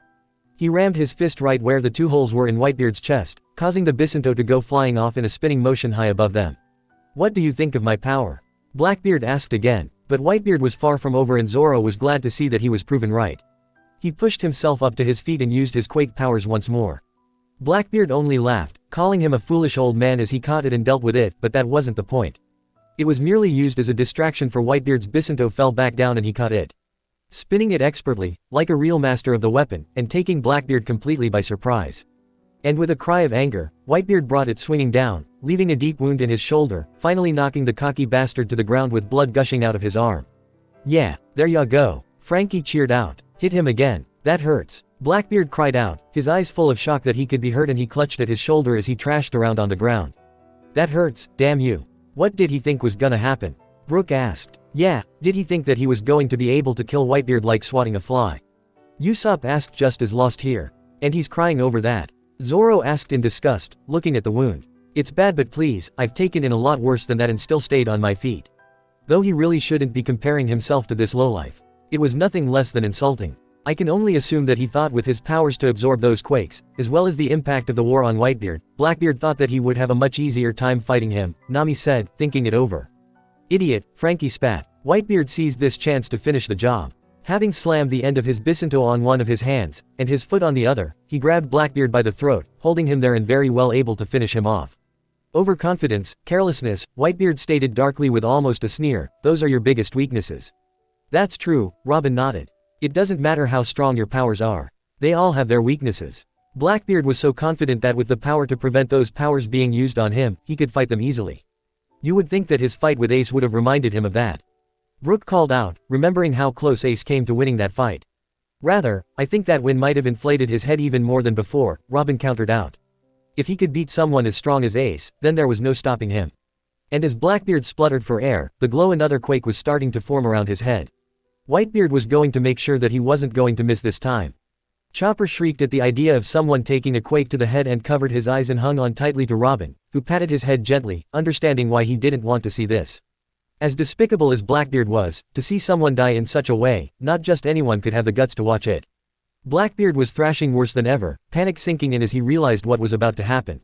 "Hey, stop it," he yelled out. "Old man, please stop. I'm your son, aren't I? Are you really going to kill your own son?" "That is low," Frankie leered. "That guy has the balls to still call himself Whitebeard's son. He had to be one of the biggest cowards he ever met in his life. What do you expect from someone like him?" Sanji asked coldly as Whitebeard didn't stop, continuing to build that attack. There was no sympathy in his eyes as he created that earthquake, and the blast was enough to explode around them, digging Blackbeard into the ground as he screamed in agony. The dust created from that attack was so thick that no one could see through it. The Whitebeard pirates, however, sure seemed to think that it was over, and they cheered at the thought of Blackbeard's death, all of them looking thrilled at the idea that Blackbeard got what was coming for him. That their friends had been avenged, but as the dust cleared, the cheering stopped when they saw what was there. He was lying face down, gargling up blood as he struggled to stand, but still at Whitebeard's feet. Even though he had taken that attack, literally head on, it wasn't enough to kill him. But it had done its damage. "Damn, what is this guy made out of?" Sanji yelled in outrage. Zoro spat on the ground. But he had a bad feeling that with Whitebeard in the shape that he was, that attack didn't do even half the damage that it would have done normally. He looked to Whitebeard to see that he had stopped moving. His one eye widened as he had a horrible kind of understanding go through him. The other Whitebeard pirates hadn't grasped on that fact yet, they just cheered on for Whitebeard to hurry up and finish Blackbeard off, seemingly not noticing that blood was dripping down his body worse than ever. But the commanders certainly seemed to understand though, tears back in their eyes and some of them even turning their heads respectfully away. "What's going on?" Usopp shouted as Whitebeard continued to just stand there still as a statue. "What's wrong with him? Yeah, I thought that he was gonna turn him to paste by now." Frankie yelled out as Blackbeard slowly raised up his head, blood gushing down, and he wondered if he lost another tooth from that attack. "That's not the problem," Zoro told him as Marco stepped forward. "It's not that he's not moving," Marco said to them. "His health has been deteriorating, and he's taken a lot of damage in this fierce war. The old man's body has long since passed its limits." And he shut his eyes and looked away, as if fighting the howl of misery fighting to break out. "His body is in even worse shape than Luffy," Chopper sniveled, finally looking up again. "Even he has his limits. His insides are all roasted and he's got 2 holes in his chest. That's not counting all the sword's wounds, gunshots wounds, and I know that he was hit by a few cannonballs. All that combined with all the blood he lost. He should have died long before now." Robin nodded as Whitebeard took a step forward. Yet it looked like it was costing him all the strength that he had left. He was slow, staggering almost, as if there was an enormous weight tied to his feet. But that was still enough to cause Blackbeard to start freaking out. But what caused them all to start freaking out was when they saw the steam coming from Whitebeard's body, his skin turning red. They saw that enough times to recognize that. That's like, Chopper gasped out, his eyes wide. "Luffy's second gear," Brook shouted out, not having a clue as to what was going on now. "Wait, how is that possible?" Nami cried out. "How could Whitebeard copy something like that? I mean, I thought that was something only Luffy could do." "His second gear isn't technically something that only he could do," Robin reasoned. "I suppose that there are others who might be able to match it. Unlike his third gear, that kind of power isn't something that comes from the gum-gum fruit. However, only someone like him would be able to pull that move off without killing himself right off the bat. Like Lucci said, that much blood being pumped that fast would burst his heart. But since his organs are made of rubber, he's able to withstand it. And right now, I don't think that Whitebeard can handle something like this in the shape that he's in. Whitebeard is putting all his strength into one last attack," Sanji summed up, gulping hard. "He knows he's a dead man, so why bother worrying about an attack that might kill him? If Whitebeard was scary before, it was nothing compared to right now. His skin was red with steam billowing out, his hulking form towering over a bleeding Blackbeard, but the worst was his eyes. They were nothing but white with the feeling of death coming from them. For that moment, he truly looked like the devil coming at him with all that blood dripping down his wounded body. Blackbeard was screaming in terror, any smugness that was there was long gone. He was scrambling backwards, trying to get away from him. "Why, you monster?" he shouted, sounding petrified. "Of course he's scared," Brook whispered, thinking of the noble end that Ace had not long ago. He died a true man, a hero in his non-existing eyes. You couldn't have picked a more noble and brave death in the end if you were to ask him. And here they had Blackbeard, who betrayed and hurt every person he ever knew just to get power, and here he was crying and begging to live. Someone like him didn't deserve to ever amount to anything but a spineless thug. He could never become the king of the pirates even if Luffy wasn't destined for that throne one day. "Not so cocky now, are you?" Frankie called out as Blackbeard was fumbling for one of the pistols that he wore in his sash. "You should be dead," Blackbeard cried tearfully as Whitebeard held up his fist once more, this time, preparing for the final blow. And this time, they doubted that he could survive another quake head-on once more. "Can't you just die already?" Blackbeard screamed as Whitebeard prepared to finish the job as Blackbeard finally found a pistol and pulled it out to fire. After all the damage that he took during this war and still kept going, you didn't expect a bullet to stop him. But it did. It was just finally the attack that was too much for him, and the Straw Hats stared in horror as Whitebeard stopped moving. "Kill him, you guys!" Blackbeard bellowed out and his entire crew came charging up behind him, each one with a sword or gun in their hands, and the attack was brutal. It was a bloodbath. Bullets were fired right into Whitebeard as those with blades just hacked at him left and right. The Straw Hats screamed at the viciousness that they were seeing. Chopper cried out loudly, clinging to Robin as Brook shrieked in horror, and Usopp couldn't stand it as he turned and actually threw up everything in his stomach at the sight of it all. Nami shrieked and shut her eyes as she covered her ears to try and block it out, but there was no way that you could block the sounds of the guns firing, the blood splattering on the ground, just the insanity of it all. But the worst part of it all was the fact that when he saw how many attacks he was taking, it the arrogant cockiness back to Blackbeard, for he started to laugh insanely once again. But Whitebeard never budged, never even took a step back or let out a cry of pain as he just stood there and let the attacks come. He didn't do a thing to protect himself, either too weak or injured to do so. "Do it." Blackbeard laughed loudly, "turn him into a honeycomb." Attacking the same man who took him in and let him be a part of his crew for who knows how many decades, and not even able to do so on his own, just showed what a monster he truly was. Screams from the Whitebeard pirates rang out from around them as they cried and sobbed, every strike looking like they were the ones being hit instead. Their hearts went out to them, knowing that this had to be nothing short of torture to just stand there and watch. Some of them were just wanting to scream at them to jump in and help. But at the same time they understood. They were following after the last orders of a man that they would have followed forever. There was nothing that they could do as they watched their father being murdered right in front of them. Whitebeard just continued to stand there. The only sign of moment from him was when he tilted his head back as if looking up at the sky, but the onslaught continued. Until at last, they all stopped to catch their breaths or to try and find more bullets to load. "Is it over?" Chopper whimpered, not looking up. "I've had it, I wanna go back to the sunny now." Usopp was coughing, still heaving violently as if he was about to vomit all over again. He felt ashamed with himself for that, but at the moment he didn't care, nor did anyone blame him. Frankie and Brook looked like they were about to start throwing up too as Nami just sat on the ground and cried, hugging herself as she shook. Robin, Sanji, and Zoro hadn't reacted at all. They just stood there and watched with their eyes dark as night. It was impossible to know what was going on inside their heads at that moment, and no one wanted to know.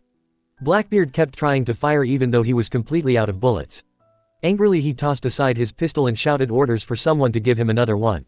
"There is no need," Shiryu spoke up calmly. "Whitebeard has lost consciousness. I am sure he would fall over if you so much as poke him."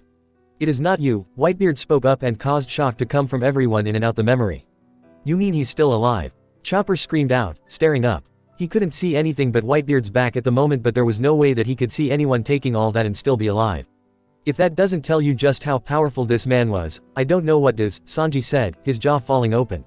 "He's taken in all that and he's still breathing. Is he a zombie or something?" Brook gasped, not seeing anything like that since Thriller Bark. "He can't be human. There's no way that he can still be thinking of fighting." "No," Robin said, and she could hear the rasping gasp from Whitebeard even from here. She knew this was his last few moments of life. But like with Ace, he was planning on making his last words count. She could only imagine just what he was going to say. Blackbeard let out a shriek of fear, his cockiness fading once again. "You're still alive," he cried out as Whitebeard continued to try and breath. "The man Roger is waiting for," Whitebeard said firmly, and true conviction in his voice.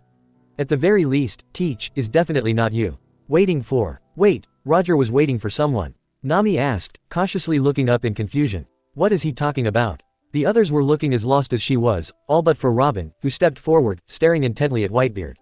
She wasn't entirely sure how, but those words proved it for her. Whitebeard definitely knew about what the Will of D was. Was it possible that Roger somehow told him what it meant? It had be. Rayleigh said so himself, that all those who were on Roger's crew knew what happened during the Void Century. And she was sure that this Will of D had something to do with it all. But his words also confused her. That was when she remembered when they were on Fishman Island and she read that poneglyph from a man named Joy Boy. She felt Zoro tugging her arm and she followed, aware that Jinbei had started running with Luffy again, yet her mind was still racing. Neptune had told her that there was a promise made with the mermaid princess of that time and with Joy Boy. Though he wasn't able to keep his promise, Fishman Island vowed that they would keep the Noah safe until someone came to fulfill that vow. Just what was this all about? She looked to Blackbeard and thought of his real name. Marshall D. Teach. He wasn't like any other D initial that she ever met. Who was he? Or maybe, what was he? Ace had died with a smile on his face while trying to protect his little brother. Saul had died laughing trying to protect her as his friend. She also remembered when Luffy smiled on the execution platform back at Logatown when Buggy almost succeeded in cutting his head off. All three of these men looked death in the face and smiled. There was no fear or hesitation. They just accepted their fates after they prepared themselves for death. If death was their destiny, then they wouldn't run from it. They were just satisfied with their lives up to that moment and were content that they went as far as they did. Yet Blackbeard here was crying and fearful of death and turned his back on his entire past for power. There was something here that just made no sense to her. Was it possible that Blackbeard wasn't actually? But she never had a chance to finish that thought, for Whitebeard went on speaking once again. Though they were still running, they listened to his words loud and clear. Just like there are those who carry on Roger's will, he panted hard, sounding almost dazed at this point, but his words still coming as if he had prepared this speech for a long time. I am sure someone will appear to carry on Ace's will, someday. Zoro looked at Luffy's frozen state and understood the burden that he was carrying. He was the last piece of Ace's flame, and so long as he lived, then so did Ace's will. It was the same way with himself and Kuina. That had to be a heavy burden. Even if you extinguish his bloodline, there is no way that their flame will ever burn out, Whitebeard proclaimed. It has been passed down since ancient times, and in the future, someday, someone will appear, carrying the history all those decades on their back, and challenge this whole world to a fight. Sengoku, you guys in the world government, all fear that immense battle engulfing the world that will eventually come. What is he talking about? Usopp yelled, wiping his mouth clean. He's not making any sense. He's lived a very long time, Brook panted, knowing that his heart would have burst out of his chest long before now if he still had one. His emotions were just raging beyond control, and he was having a hard time trying to figure out which he should be feeling right now. Live long enough and you'll see it all. I can only imagine just how much he knows. It would have been wonderful to meet him and ask him in person, Robin said mournfully, truly wishing that she had a chance to speak with him at least once. The Straw Hats stayed silent as Whitebeard spoke directly to Sengoku now as he confessed, I do not care myself, but as soon as someone finds that great treasure, the entire world will be turned upside down.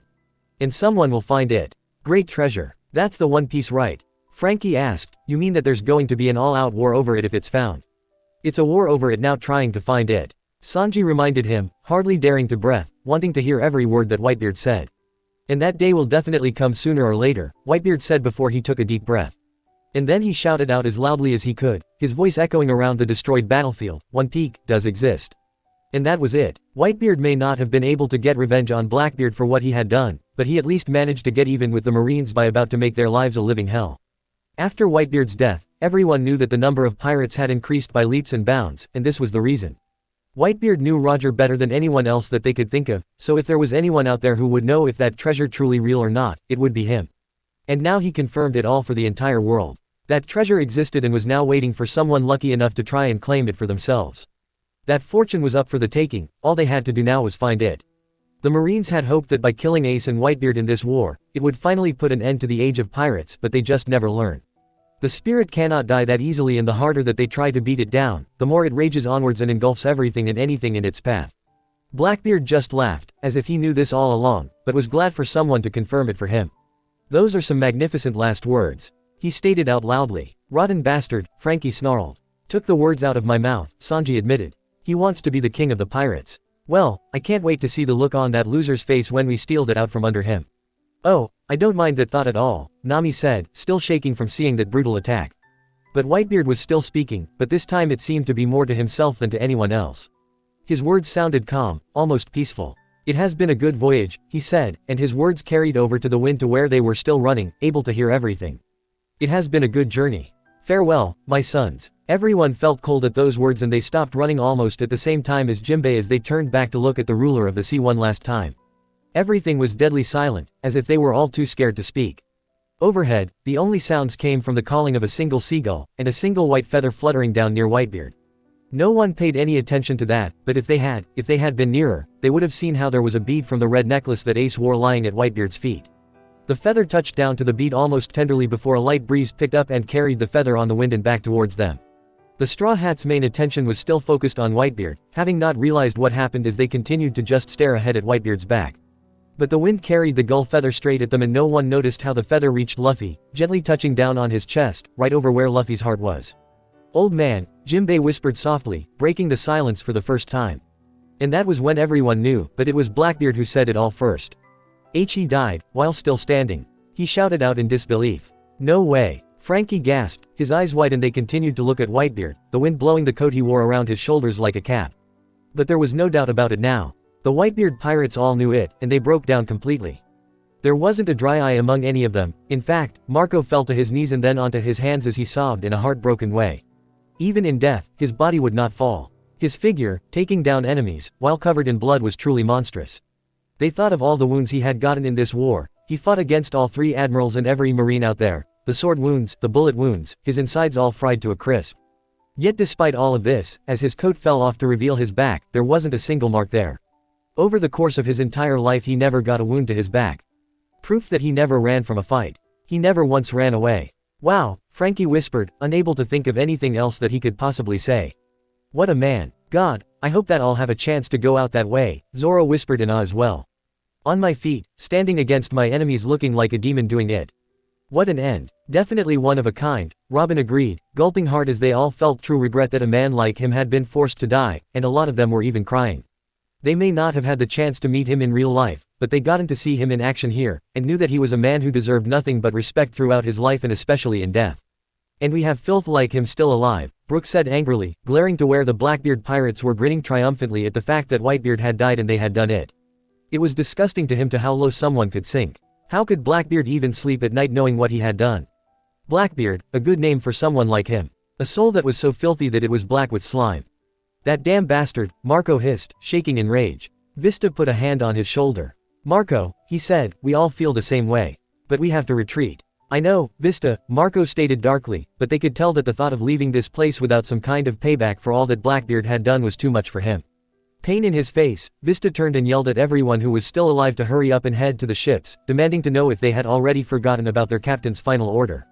The Straw Hats looked back one last time to where Whitebeard still stood, wanting to remember everything that man had done, before they all joined with Vista and began to run, hopefully for the last time.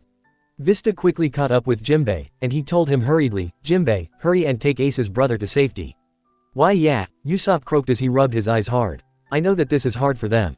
But they must endure and keep going, Brooke whimpered, sobbing into his sleeve. I know this better than anyone. You must follow through your captain's orders, even if they are their last, especially if they are the last. Whitebeard entrusted to him the whole future and gave his life where they could continue to be free and run wild on the seas. He wants them to keep going and leave him behind. Vista bravely wiped the tears from his eyes as he ran on ahead, Jimbei looking just as miserable, and they could guess the guilt he was feeling. He broke out of prison for the faint hope of being able to save both Whitebeard and Ace, but in the end he wasn't able to do so. The guilt he must have been feeling must have been heavy indeed. But he seemed determined not to fail again, and was going to make sure that Luffy, at least, made it off this battlefield alive. But they were far from safe. The Marines had started opening firing on them once again, this time using cannons to try and reach them this time. Don't let the pirates escape.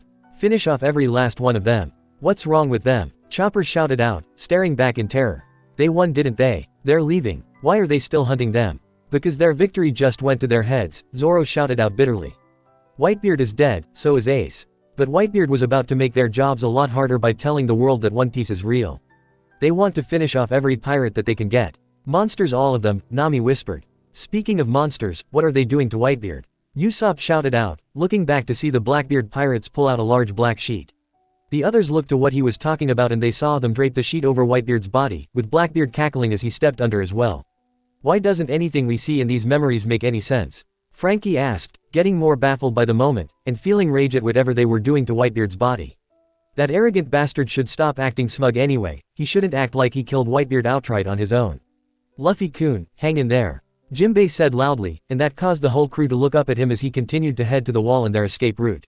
Until they were able to get out of this place, Luffy was still in danger and they all felt sick with worry. You must survive. In this world that Ace-san has already left, onto tomorrow, and the day after, be strong. You must survive. He's right, Luffy, Brooke panted as Luffy still remained as lifeless as ever. The Whitebeard pirates aren't the only ones here who must survive. You especially have to live. For our sakes if nothing else. We don't know what we'd do without you. Usopp cried with Chopper, the latter adding, I'm sorry we don't let you know that enough. It's funny how that works, Robin said, wondering if there was more at work here other than a promise. She remembered how Ace had being with Jimbei and Impel down, and the only thing that he requested from him was to take care of his little brother. Jimbei had come right out and told him that he might have to refuse that request even if it was his last one. He didn't protect people he didn't think highly of, but here he was risking everything to make sure that he got Luffy out of here. Either he had changed his mind, or the more likely choice, he had come to respect Luffy as well. When you have a reckless little brother, you worry about him. You'll probably have your hands full with him too. But, take good care of him for me. She smiled sadly to herself, wishing that she had such a close bond with someone like that when she was growing up. Though she only knew Saul for a few days, he helped to ease that loneliness in her that she hadn't had a chance to fill since she first joined this crew of misfits. Meanwhile, more cannonballs were falling around them, trying to stop the escaping pirates, one exploding right behind Jinbei. He moved Luffy to his front to protect him from the debris from that attack. Even getting a large rock nailed right in the back and causing him to wince in pain. But there was still someone who seemed as keen on getting Luffy out of there as him, and that was Hancock. Though they couldn't hear what she was yelling, they could vaguely make out what it was she was doing. A marine had ordered several pacifistas to try and attack Luffy, but she went charging in and took out both weapons with a single kick to each of their heads. The marine was clearly yelling at her, but was soon bright to his knees as she barked something at him. "Damn, that's one fine woman you've got, Luffy," Frankie said, shaking his head. "I gotta take some lessons from you." The situation was so bad that not even Sanji heard those words. He would kill Luffy when they got their Luffy back. "Jinbei," one of the pirates shouted from a ship not far away. "Come aboard here." Jinbei heard him, and the group of people that surrounded him like some kind of guard were all racing towards it, and they were all thinking that they were sure to escape here until someone else tried to stop them. "Aokiji," Robin called, her eyes wide. "Damn, that guy just doesn't get the hint that no one wants him or the other admirals around." Zoro yelled as the ocean surrounding the nearby ships were all frozen solid. "What are they gonna do now?" Chopper shouted, near panicking. "They can't set sail. How are they going to escape?" "Your guess is as good as ours," Robin told him softly as Jinbei stopped running and now looked frustrated at their lack of options. Yet he remained calm as he told the ground around him, "We have no choice. We must take another ship." He turned to start running again, but he hadn't taken more than a few steps when he suddenly stopped again, turning his head back as if he could sense something big coming. And there, just behind them, fire and lava burst out of the ground, earning several yelps coming from the straw hats as the ground continued to crack and the fire raced towards them. It went around Luffy and Jinbei until it was right in front of them, and then it was as if there was some kind of eruption. Like a newborn volcano, lava rose up violently, and standing in the center, badly injured, but his body dripping with the molten rock, his eyes glowing with a hatred that seemed to glare into your very soul, was none other than Akainu. "You've got to be kidding me!" Sanji shouted as Brook, Usopp, Nami, and Chopper all screamed in terror. "He's back. We knew he survived the war." Robin shouted, though even she was horrified to see that he was back in the fight so soon and suddenly. She had thought that Akainu was left at the bottom of that chasm until the Marines rescued him, though she supposed that she should have known better. "There's no way," Nami shouted out, tears of fear falling from her eyes. "He was buried alive. Buried. Alive. How could he get back up after getting hit with an earthquake and being buried?" "Those admirals aren't normal, even by Grand Line standards," Brook yelled, actually wondering if they were some kind of gods, or demons. Akainu certainly looked the part of the latter. He was looking truly monstrous. And it was only made worse when Akainu's cold eyes found Luffy, and that caused everyone to either reach for their weapon, or get ready to try and attack him. They recognized that menacing look on his face. He made his intentions clear, and he was going to kill Luffy, one way or another. "I said I wouldn't let him escape," Akainu growled at them all, his voice dripping with menace. "Why don't you just give up on life already, you imbeciles?" Jinbei stood his ground though, refusing to be intimidated even as Akainu's entire body was made of lava, smoke billowing out of the hole that he burst through so that it looked like some entrance to hell. The fire blazed strong as he glared at Jinbei, who redoubled his grip on Luffy, readying himself for a fight. Akainu glared down at him and ordered, in tone very clear that he was only going to say this once, "Hand the son of Dragon over to me. He's more than just Dragon's son, so stop treating him like that." Nami yelled, though her voice trembled with fright. "He really wants Luffy dead because of his dad, doesn't he?" Chopper gulped down as Robin sighed. "He does," she said darkly, her eyes shadowed over. "He doesn't care what kind of person that Luffy is. He sees the world as black and white, no gray. To him, anything connected with what he sees is evil, must be evil as well. Dragon is the biggest devil to have lived since Roger, and therefore, Luffy must die in Akainu's eyes. He doesn't see Luffy as a dangerous pirate from all the actions he had done before now, but because of his blood he may grow to be something much worse later on. What about all the good he's done? The way I see it, he's done more good than all the Marines put together since he left home to become a pirate." Usopp yelled, pointing a shaking hand at Akainu. "What did they do? They as good as helped Blackbeard to become the monster he is now. They killed 2 good men and only made more pirates go out to sea. What good are they?" "That doesn't matter to him," Robin said firmly. "It doesn't matter if Luffy chose to become a pirate or a Marine. Evil is like a virus, and it lives in the blood like some kind of disease to them. And Luffy is as evil as you can possibly get in their eyes. Regardless of all that he has done in the world, they never would have let him live if they knew about his father all along. I've told you all again and again that it's a difficult life when the entire world thinks that you have no right to live. Luffy's only lucky that he hasn't had to live with that kind of knowledge when he was little. If he had, I'm not sure that he would be the same Luffy that we all know. The others just looked at her as they looked to Akainu and wondered what that would be like. To live in a world that wanted you dead, they never really thought about it until that moment. But to think that there was anyone who wanted Luffy dead just because they thought that he was evil. That couldn't be more messed up. Akainu, one of the pirates next to them, gasped. He's not dead. That, or he's risen from the grave, pal. Frankie gulped down, never being more afraid of anyone in his life. I thought that the old man finished him off. Another declared in disbelief. He traveled underground, by melting a path with his magma. A third realized in horror. Jimbei. Akainu roared out, showing that he wasn't kidding here. If he didn't hand Luffy over right now, then he wasn't going to live to see his next breath. Jimbei only glared back, moving his body a little so that he was shielding Luffy from Akainu's gaze. I cannot obey that order. He declared, I have already decided to protect this man even if it cost me my life. Usopp couldn't hold back his grateful tears as he looked at the scene, unable to think of what he could possibly say to the fishman when they next saw him. But he hoped that it would be soon. He wanted to thank him from the bottom of his heart. And when he glanced at the others, he could see that some of them were also starting to have tears of gratitude welling up as well. What could you say to that? What Jimbei did, even as Akainu told him that if he didn't hand Luffy over, he was going to kill him, but Jimbei didn't care. If he could just save Luffy, then he would be happy to give his life for this cause. They all liked Jimbei before, but when he said that, the only thing that they could think of was, thank you, Jimbei. Akainu was the only one who didn't look impressed. Then, he snarled, holding up his molten fist, more lava dripping down and not afraid to kill every person in front of him, I will not ask again. Just stop it. Chopper yelled out, unable to just stand and watch. He plans to kill Luffy no matter who or what gets in his way. Sanji shouted out, even with Jimbei there to protect him, he can't fight like this. Luffy needed medical attention and Jimbei couldn't fight and hold on to Luffy at the same time, could he?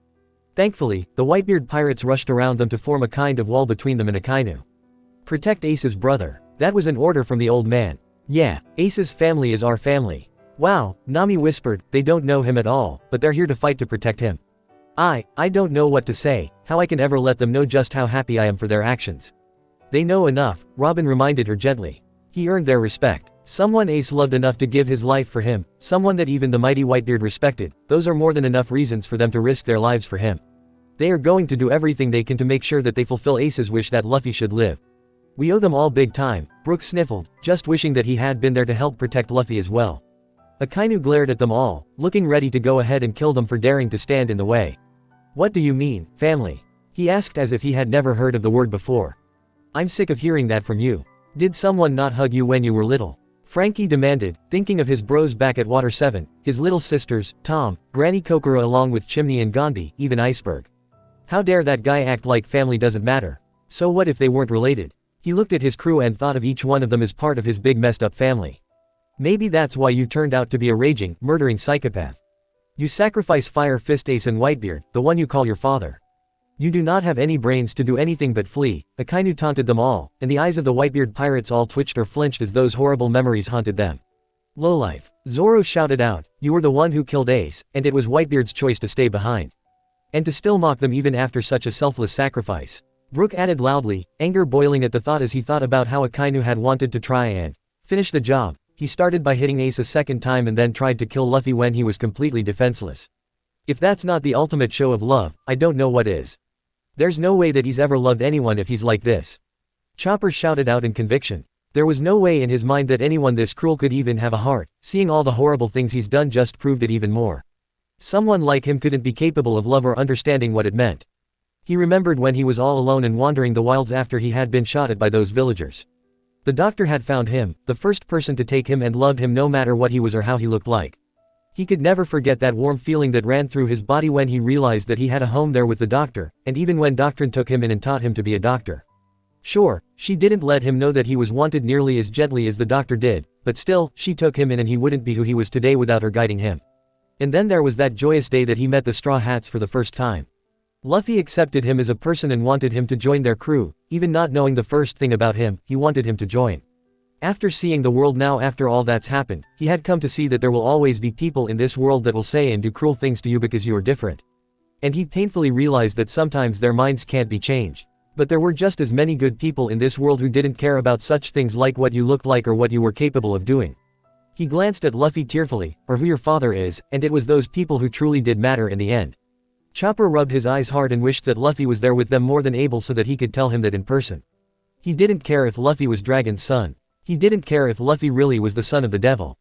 He was Monkey D. Luffy. Straw Hat Luffy. And that was all that he needed to know. One of the Whitebeard pirates lost their temper at Akainu's words and opened fire on him, determined to make him pay for that. But the bullets only left holes in his lava force, which closed up with bubbling magma. You think they'd learn by now, Frankie groaned out, looking around for Marco or Vista to hurry up and deal with him because these guys weren't going to live much longer if someone stronger didn't step in. But it seemed to be too late, for Akainu raised up his melting fist and yelled out, "Get out of the way, you cowards!" Cowards! Usopp shouted out in outrage. He knew all about being a coward all right, but it was because of that he could see true courage when it was looking at him in the face. These guys took on the entire world to save just one person and were still risking their lives now. They were retreating now only because there wasn't any point in fighting a pointless fight any longer. Unlike the Marines' bloodlust going on here, they were fighting to protect each other. If there was anyone here who was to be called a coward, it was him for trying to kill someone who couldn't even protect himself anymore. When he tried to stand in front of Akainu when he first went after Luffy, before he remembered that nothing he did would matter in this place, he did it without thinking. He just wanted to protect his captain. Maybe that was courageous, or maybe not. He didn't know. But all he did know was that if he could save Luffy there, then he didn't mind if he got hurt or even killed. "Move aside, Jinbei," someone screamed from behind, and when they turned to look, Ivankov came running towards them, jumping clean over everyone's heads, while causing his head to grow large once more. While in his afro, Inazuma reappeared, asking to help. He was in his hair. Nami yelled out in shock that Inazuma had been there the entire time. She knew that Afro was big, but really? Didn't Ivankov end up falling on his head more than once since they arrived at Marineford? Guess so, Usopp croaked out, his eyes wide as Inazuma jumped to the ground, mostly recovered from his ordeal from Magellan's poisons, while he transformed his hands into scissors. Quicker than the eye could see, he sliced up the ground and folded up the pieces to create a wall to protect them as Ivankov was right above them as the magma collided with the wall. "VV will not let VU lay one hand on Straw Hat Boy." Ivankov shouted from above. "I will, without fail, kill Dragon's son." Akainu shouted back. "He has a name." Zoro yelled out angrily. "Use it." Hell wink. Ivankov shouted out as the blast from his eye was strong enough to blow the magma back and reduce it to a giant puddle. But the Straw Hats knew better than to think that would keep him down, and already he was starting to reform himself. Ivankov landed, his head shrinking back down to normal size, as he glanced back at Luffy with wide eyes. Chopper gulped as he nodded with that look. Ever since Impel Down, that damage that Luffy had taken both physically and mentally has long since gone past its limits. Luffy couldn't take any more, and he was sure that his own mind must be a war going inside his head right now. He was frightened, and wished that he could have done something to help, at the least give him some emergency treatment before they got him to a ship. If anything else were to happen to Straw Hat Boy now while I'm here, V will never be able to show VMY face to VMY Comrade Dragon again. Ivankov stated. "I feel the same way," Inazuma agreed, holding up his arms and preparing for the worst.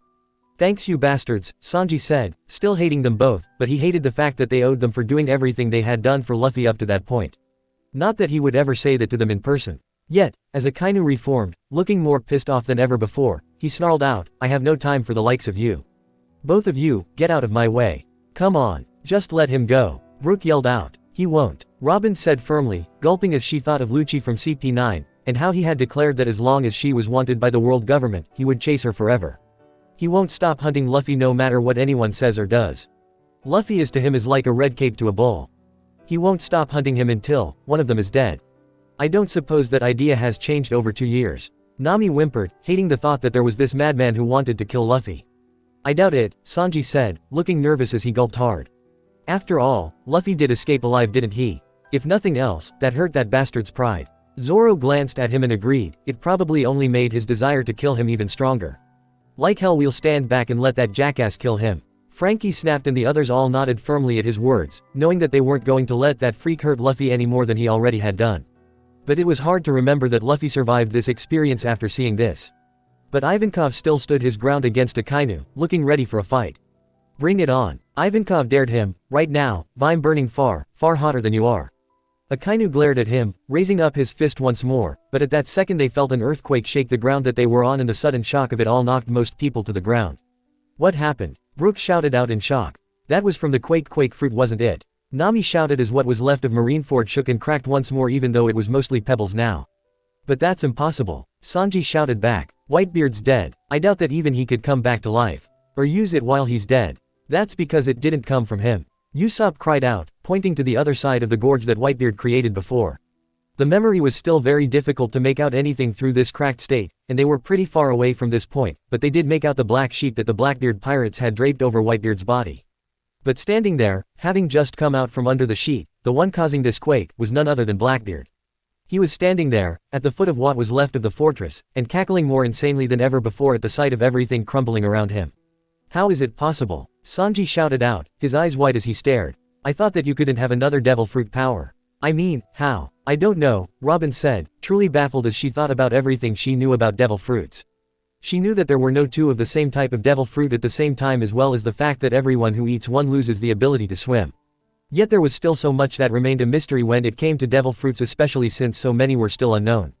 Eating one is like playing a game of roulette in many ways. Oftentimes you don't know what kind of fruit it is you're eating and the power you get from it will be a gamble. But she had also thought that if a person should ever be greedy enough to eat two devil fruits, then their body would destroy itself. She honestly didn't see how it was possible for someone to have two abilities like this. What was so different about Blackbeard that allowed him to do this? But Blackbeard continued to cackle wildly as he proclaimed to anyone who would listen, the gravity of darkness that returns all to nothingness and the power of earthquakes that destroys everything, I've obtained it at last. Now, nobody can match me. I am the strongest. He can't really believe that, Sanji said crossly, but he gulped hard as he thought it all over. This guy was strong enough to be able to beat Ace and manhandle Luffy, and the idea that he would have that same power that Whitebeard had. As much as he wanted to avenge his captain and Ace, where were they going to start? Though I doubt that he's as invincible as he's making it sound, Nami gulped hard. I have to say that fighting him would be tough. Sure, but we're a hell of a lot stronger now. Frankie said proudly. We'll get him back for everything. Then remember that because we're bound to run into him on these seas sooner or later, Zoro reminded them all. But I think it's only right that we let Luffy deal with Blackbeard. This fight will be personal. I agree, Brook nodded firmly, knowing that not only did Luffy have to be the one to fight him, he was the only one who could do so. Besides, I doubt that Luffy-san will want it any other way. Blackbeard laughed loudly again, causing them all to glare in his direction. Hey, did you all hear that? Blackbeard asked them all, let the whole world know this. Peace-loving, boring commoners. Marines, pirates, and the world government. The future of this world has been decided. Yes, from now on, this is my era. Your era, Frankie called. Don't act like you weren't about to shit yourself when you thought Whitebeard was gonna kill you. Hatred flowed through each and every one of the Straw Hats as they heard that laugh bellowing in their ears. A powerful rage grew inside them like a raging wildfire, and the urge to fight him and stop that laughter was almost too powerful to ignore. Well, he sure let the whole world know what he did, didn't he? Chopper said, furious tears in his eyes. I heard that most of the war had been transmitted all over the world after this, Nami said softly, guessing that was how everyone found out about the war's outcome so quickly, though she had to wonder just why it took 2 weeks for her and the others to find out. It didn't add up. They were Luffy's crewmates, so why did they have to be the last ones to hear what happened? Yes, after the war was over, the number of pirates had gone up greatly and wreaked havoc across all the seas, Robin said mournfully. Instead of putting an end to the end of the idea of pirates, the Marines had only helped to make it even worse. They have no one to blame but themselves for this, Zoro said, feeling sick at the thought of having Ace's and Whitebeard's deaths been shown all over the world. Those Marines were sick for doing that and wanted to break something all of a sudden. I can't stand it. Usopp yelled out, his whole body trembling and hot tears falling down his cheeks. None of us can, Brook said to him softly. But we must endure. Right now, Luffy-san needs our attention more than making Blackbeard pay. But we will make him pay, Nami vowed angrily, remembering how it felt like a great burden had been lifted off her shoulders when the monster who killed her mother was finally made to answer for his crimes. She hoped that she could somehow help Luffy like how he helped her find peace. We must be patient, Robin said, agreeing with what Brook said. But for now, it's our duty to help Luffy through this. I know that it has been 2 years, but there's no way that anyone could go through something like that and have fully healed from that experience. They all slowly tried to get themselves to calm down, though it was hard since they could still hear Blackbeard laughing and continuing to destroy what was left of the island. Marines all around them had fallen to the ground, their will to fight having faded when they realized that Whitebeard's destructive power hadn't died along with him. It looked like the war was only going to continue, but light appeared towering over them. At first, they thought that it was Kizaru, appearing to stop him, but this light was much brighter and bigger than even from the Admiral. This time it was Sengoku who had appeared, having transformed into his full Buddha form once again, his fist held high. For the first time, they were actually glad to see him there, and it was with great satisfaction when he successfully landed a punch and knocked the Blackbeard pirates back with blood bursting from their mouths. Bet they aren't so superior now. Sanji smirked as the dust cleared and Sengoku stood in front of the Marines, shielding them with his own body. We can just rebuild the fortress. He yelled out, his entire body looking like he was dipped in gold. However, this is the island at the very center of the world, Marineford. To the citizens of the world, fearing the villains that roam the seas, our presence here holds great meaning. Yeah, that I can get, Frankie stated, unable to help himself. Pirates aren't known to be the nicest of people, alright. I've met more than my fair share of them, but who protects those people from the Marines? Our system of humanity and justice will never fail, Sengoku said, and that seemed to renew the spirits of the Marines around him. Do not speak of things like sinking the island so casually. You foolish novice. A lot of the Straw Hats snorted at that first part. Never fail. Humanity. Justice. Who were they to try and pass off terms like that? Truthfully, Sengoku's way of running things was tame compared to Akainu's orders now. Robin sighed, having heard some of the rumors of what the Marines did to any captured pirates these days, and she shivered. She would hate to know if even half of them are true. Yeah, I guess I'd rather have him in charge than a murderer like him, Nami said, glaring hard at Akainu, who was still reforming his body and was now attempting to melt through Inazuma's blockade as he continued to cut up the ground and fold up the pieces to buy them time. Blackbeard's voice only laughed, his voice echoing even this far once more as he and his crew stood up. Such admiral conviction. He taunted, hey, Fleet Admiral. Well then, listen, just try to protect it. Zoro's one eye twitched at those words, having heard those same ones from Whitebeard before. That piece of dirt didn't deserve to even say Whitebeard's name, let alone trying to act like him. As the fight went on between Sengoku and Blackbeard, Akainu continued to try and force his way through the wall, and was making progress. It wouldn't be much longer before he was through, something that Ivankov noticed and turned to Jinbei, yelling out, now's your chance. Hurry, get Straw Hat Boy to safety. Jinbei looked as if the last thing he wanted to do was run away from this fight, but he looked down at Luffy's still unresponsive form and seemed to understand that this was his first priority. He turned, his head low as he added, forgive me. But he ran off without another look back. This has to be hard for him, Usopp said, understanding his need for revenge completely. Yeah, but I'm really concerned for Luffy now, Chopper said, not able to even get a good look at him while they were running for their lives. And I'm going to give Luffy the lecture of a lifetime when I get back. Chopper thought fiercely, vowing to give him a fully check-up when they got back. But Jinbei didn't get far at all. Akainu had finally melted his way through the stone, his fist shooting out and nailing Inazuma right in the stomach, sending him flying back, with Ivankov yelling his name in fear. Stop right there, Jinbei. Akainu shouted savagely. Blackbeard's destroying the island and all he cares about is hunting Luffy.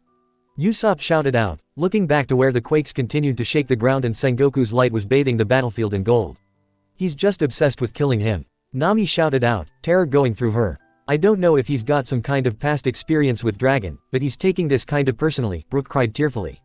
But fortunately for them, Ivankov was refusing to let him advantage and stood his ground against him as Inazuma tried to recover from that last hit. Ivankov grew his nails out long, though they weren't like syringes this time, more like a cat's claws and were sharp enough to slice through stone. But all it seemed to do was make Akainu mad as he hollered that he didn't have time to waste dealing with fools like him. Things went downhill when Ivankov puckered up his lips and went flying right at him, which Akainu dealt with by punching his face. I can't say that I blame him for that, Sanji couldn't help but shiver at the thought of those lips flying at him.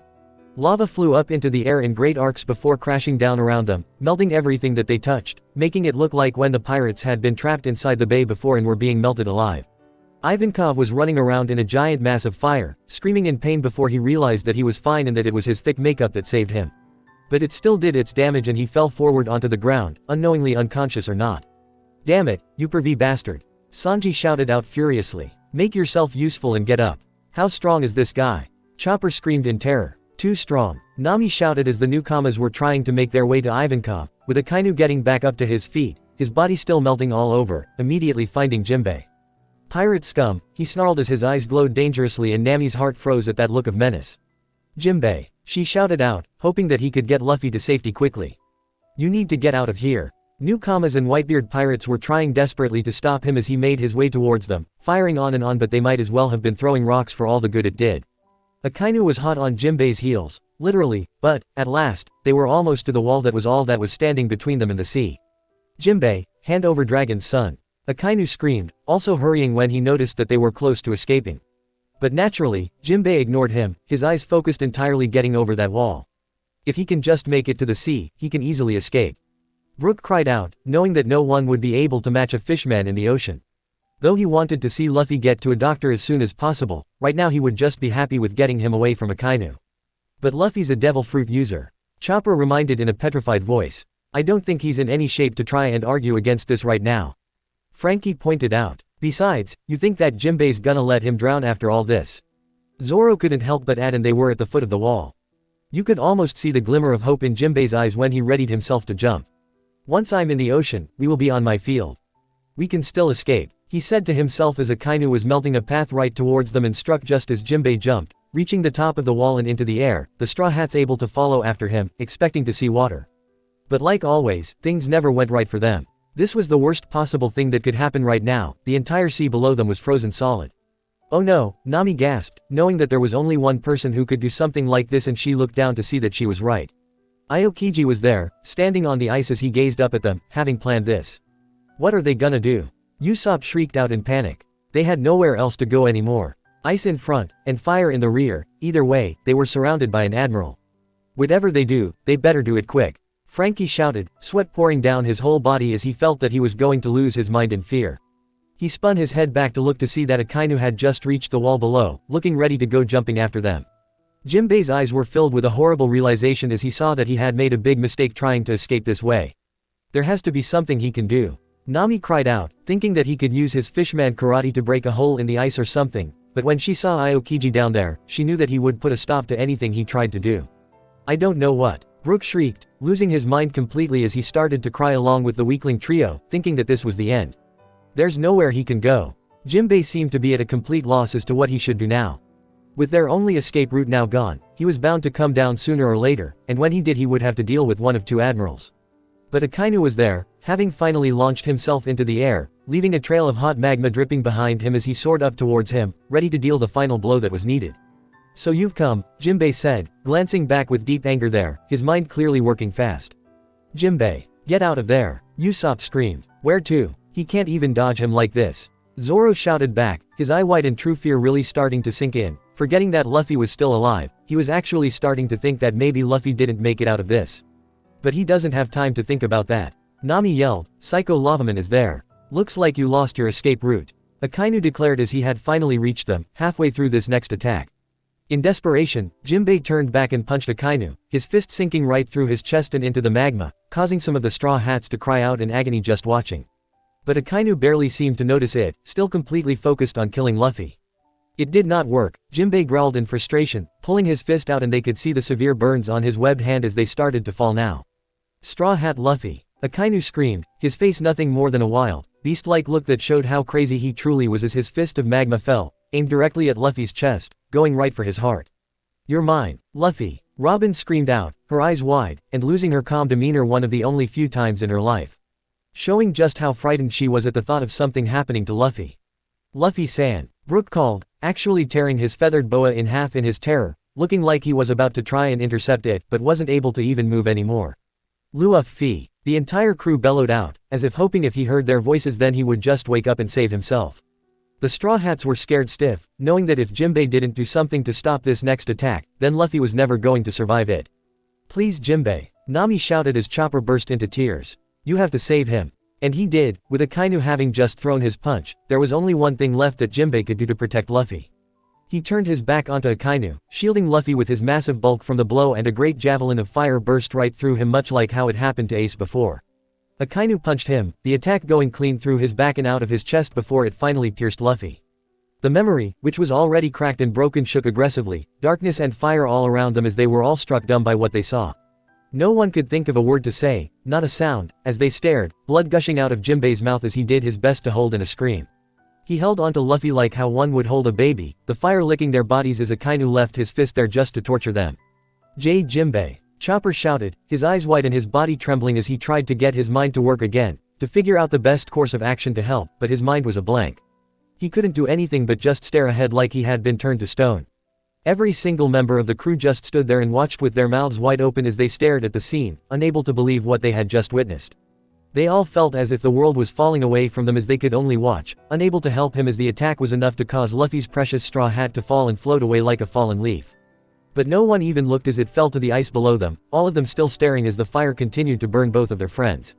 At last, Akainu heaved his fist out, leaving a giant bleeding hole right in Jinbei's chest, causing Jinbei to finally let out a stutter of terrible pain.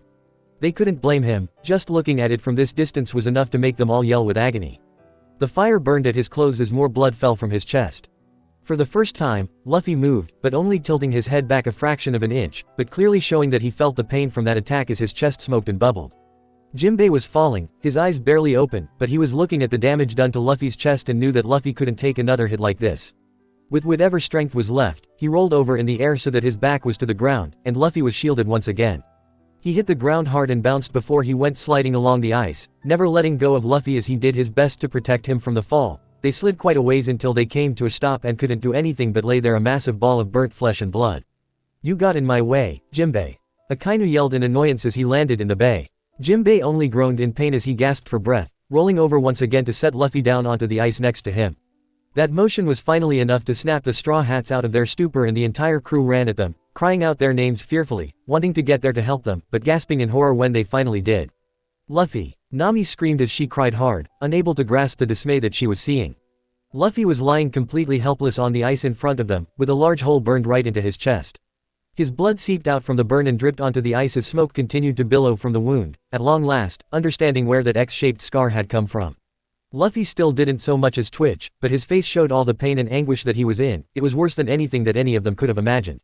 Chopper was almost hyperventilating from what he was seeing as he trembled. His vision was all red, all he could see was the blood pouring from the smoking wound and he cried out in just as much agony as if he had been the one who had been hit by magma. He ran to Luffy, at his side in a flash and was already trying to work to save him, not even caring if his little hooves went right through Luffy's chest like air. "Blood," he gasped, still valiantly trying to save him, "so much blood, Luffy, they're both gonna die, unless I can help them."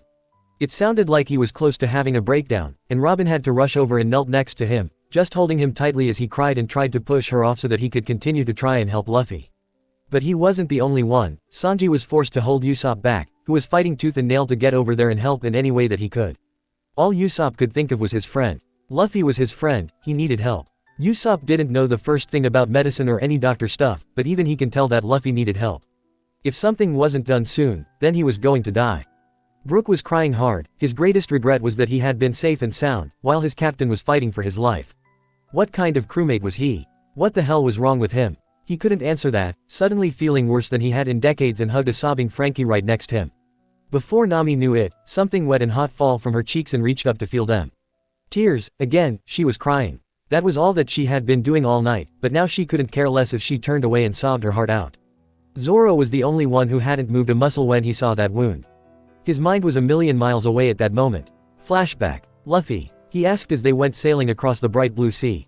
It was unusually hot that day, the Straw Hats were all lying around the ship, no one in the mood to do much as they went on with their own business. They had changed out of their usual clothes and into more casual and light ones to be able to bear this weather. Luffy had been fishing with Usopp all afternoon, and Usopp took all the fish that he ended up catching and went running off to dump them into the aquarium. Luffy had been dozing in the sun, having given up catching anything for the day by the time that Zoro came jumping down to the deck from a hard workout with his weights. Both of them had their shirts off, trying to cool off from this insufferable heat, and that was when Zoro noticed the X-shaped scar there. He had seen it before, of course, it was hard to miss it, but he had never really thought about it until that moment. "Oh, hey, Zoro," Luffy said, having realized he was there and waved happily at the sight of him. "Hey, guess what? Me and Usopp caught so much stuff for dinner. Sanji's cooking it up now. I can't wait to see just what he's gonna do to it all." Zoro couldn't help but smirk. "You mean, Usopp caught all that and you just watched?" he asked teasingly. "So what?" Luffy asked, his hand over his stomach as he drooled. "I'm hungry." "You're always hungry," Zoro asked as he continued to wipe the sweat off his face with his towel. "What's so different about today?" Luffy ignored him as he continued to moan about food, his stomach roaring with approval at the thought eating. But as Zoro looked, he saw Luffy's hand barely touch the scar there and he couldn't help but ask him, "Luffy, how did you get that scar?" All thought of food seemed to have faded Luffy's mind for that moment as he froze. Zoro knew at once that he had asked a very personal question that clearly had bad memories tied to it. He didn't know what made him ask, but there was something about that scar that just made him a little uneasy. Maybe it was because he had been the first to join Luffy back in the East Blue, but he just seemed to understand him, maybe not all the time, but he did seem to be able to guess his actions. Perhaps it was because of this that he was able to share in this feeling of apprehension to that scar. Zoro wasn't sure if he saw it, but he could have sworn that he saw a flicker of a dark shadow cross Luffy's eyes when he asked his question. "You don't have to tell me if you don't want to," Zoro added simply, and Luffy glanced up at him. "I was just curious." "It's okay," Luffy said, and the smile was back so suddenly that Zoro was sure that he had only imagined seeing those shadows. "It's just that I got this scar from Marineford. I don't like to remember that." Zoro looked at him for a long moment before he walked by him, clapping a hand on his shoulder. "Then I won't bring it up again," he said in a calm voice. "Sorry." "No," Luffy laughed back, maybe sounding a little forced there. "It's not your fault. You weren't the one who gave this to me. Don't worry. It didn't hurt much." "Good." Zoro smiled back at him. "You need to be tough if you're gonna be the king of the pirates." End of flashback. Why didn't he ask about it? Why? But at the same time he knew the answer. Everyone has scars, he knew that better than anyone. Most were visible, much like the ones that covered his own body. Each and every scar he carried was a memory. The scars to his ankles came from his own hands when he tried a last-ditch attempt to save himself and his friends from being turned to wax statues. The scar across his chest was a reminder and a lesson that he had learned from the greatest in the world. He had come to learn that he wasn't as strong as he thought he was. He had learned that day just how big the world was and how far he had to go in order for him to even have the right to claim the title as the greatest. There were countless smaller and less noticeable scars as well, ones that he had gotten over the years from countless battles and enemies that he had took on and managed to claim a victory. But he knew that there were scars that ran much deeper than skin deep, scars that couldn't heal no matter how strong the medicine or how good a doctor was. Those scars were hidden where they couldn't see and were engraved so deeply into the soul that they were more painful than any physical wound. It was those scars that could bring even the strongest to their knees in pain. That scar was, in Luffy's eyes, a constant reminder to that day and how he lost Ace. That scar wasn't going to leave him. Akainu took his brother from him and gave him a scar in exchange, something to make sure that Luffy would never forget who his brother's murderer was. "Jinbei!" Chopper shouted out and interrupted Zoro's thoughts, glancing up to see what happened now. It was very hard to tell with the memory growing so dark that they had to squint just to be able to make out the slightest details through the cracked scenery. Jinbei was struggling just to breath, laying on his side, next to Luffy, his blood seeping out of the fist-size hole in his chest. Chopper was still fighting to get out of Robin's arms and get to the two of them so that he could start treatment. "They need help," Chopper cried out, his heart beating so hard that he could hardly breathe right. "They'll bleed to death in minutes if they don't get a blood transfusion. They need surgery. I have to give it to them. I might be able to save them if I hurry." "Chopper," Robin cooed gently into his ear. "It's all right. Luffy and Jinbei are both alive. They're doing okay." "I know but," Chopper cried, finally becoming limp in her arms. "But I'm a doctor. And the one time that my captain needs help the most and I wasn't even there to help. They both need help." Nami cried out, unable to bear the thought of something happening to Luffy or Jinbei. "They got to get a doctor to them. If you know how, then I would love to hear it." Frankie shouted out at her as he stared around wildly for someone to come and help. But he couldn't make out any allies at the moment. The ones that were closest were all on ships that were trapped in ice. Jinbei was still breathing, but just barely as he glanced next to Luffy, his wound so bad that they could see through and into his chest. "Luffy-kun, forgive me," Jinbei gasped out. "I let you receive another injury." "Jinbei, you risked your life to protect him. You don't need to apologize." Usopp shouted out, shaking his head hard, though he did end up glaring at Akainu with his tear-stained face when he had landing and was now walking over towards them slowly. "This is no time to worry about others, you scum," Akainu said, limping as he approached. With every step he dripped magma and it would freeze instantly when it contacted the cold ice. Jinbei growled back at him, even now trying to act as some kind of shield and hide Luffy from Akainu's view. "My aim was a little off because of your interference. It would have been easier for him if I pierced his heart," Akainu asked him as his own face was dripping with blood. "Don't you think, Jinbei? You stay away from them," Brook shouted out warningly, never wanting to kill someone as badly as he did here. Even after his shadow was stolen from him and he had been forced to wait 5 long years in the darkness for a chance to get it back, he had never felt hatred as strongly as he did now. But he was glad to see that he wasn't the only one. Without even realizing what they were doing, they all stepped up and formed a kind of wall between Luffy and Jinbei and against Akainu. If nothing else, they felt that this had to be better than just standing there and doing nothing, even if they were useless here. Yet Jinbei hadn't given up just yet. He was trying hard to get to his feet, even using his face to try and push him up, yet the pain was obviously so terrible that he couldn't move. The hole in his chest was continuing to drip, blood squirted out and splattered onto Luffy. Chopper saw this and looked back, unable to stop himself from screaming, "Jinbei! Don't move, you'll kill yourself. Are you still trying to protect him, with that hole in your chest?" Akainu spoke up, as if he couldn't understand why anyone would still be fighting after all that had happened. "You'll both die before you know it." Jinbei turned his head and let out a roar, like a wounded wild beast, a last desperate attempt to get him to stop coming. But at last his strength seemed to have left him, for he collapsed, his eyes rolling back into his head, and he blacked out. No, now what are they gonna do? Usopp screamed in panic, looking around for Ivankov or someone, anyone, who would help. It truly seemed like the end of the line for both of them, and the Straw Hats were just praying for a miracle here, some of them wishing that Akainu would just drop dead for more reasons than one.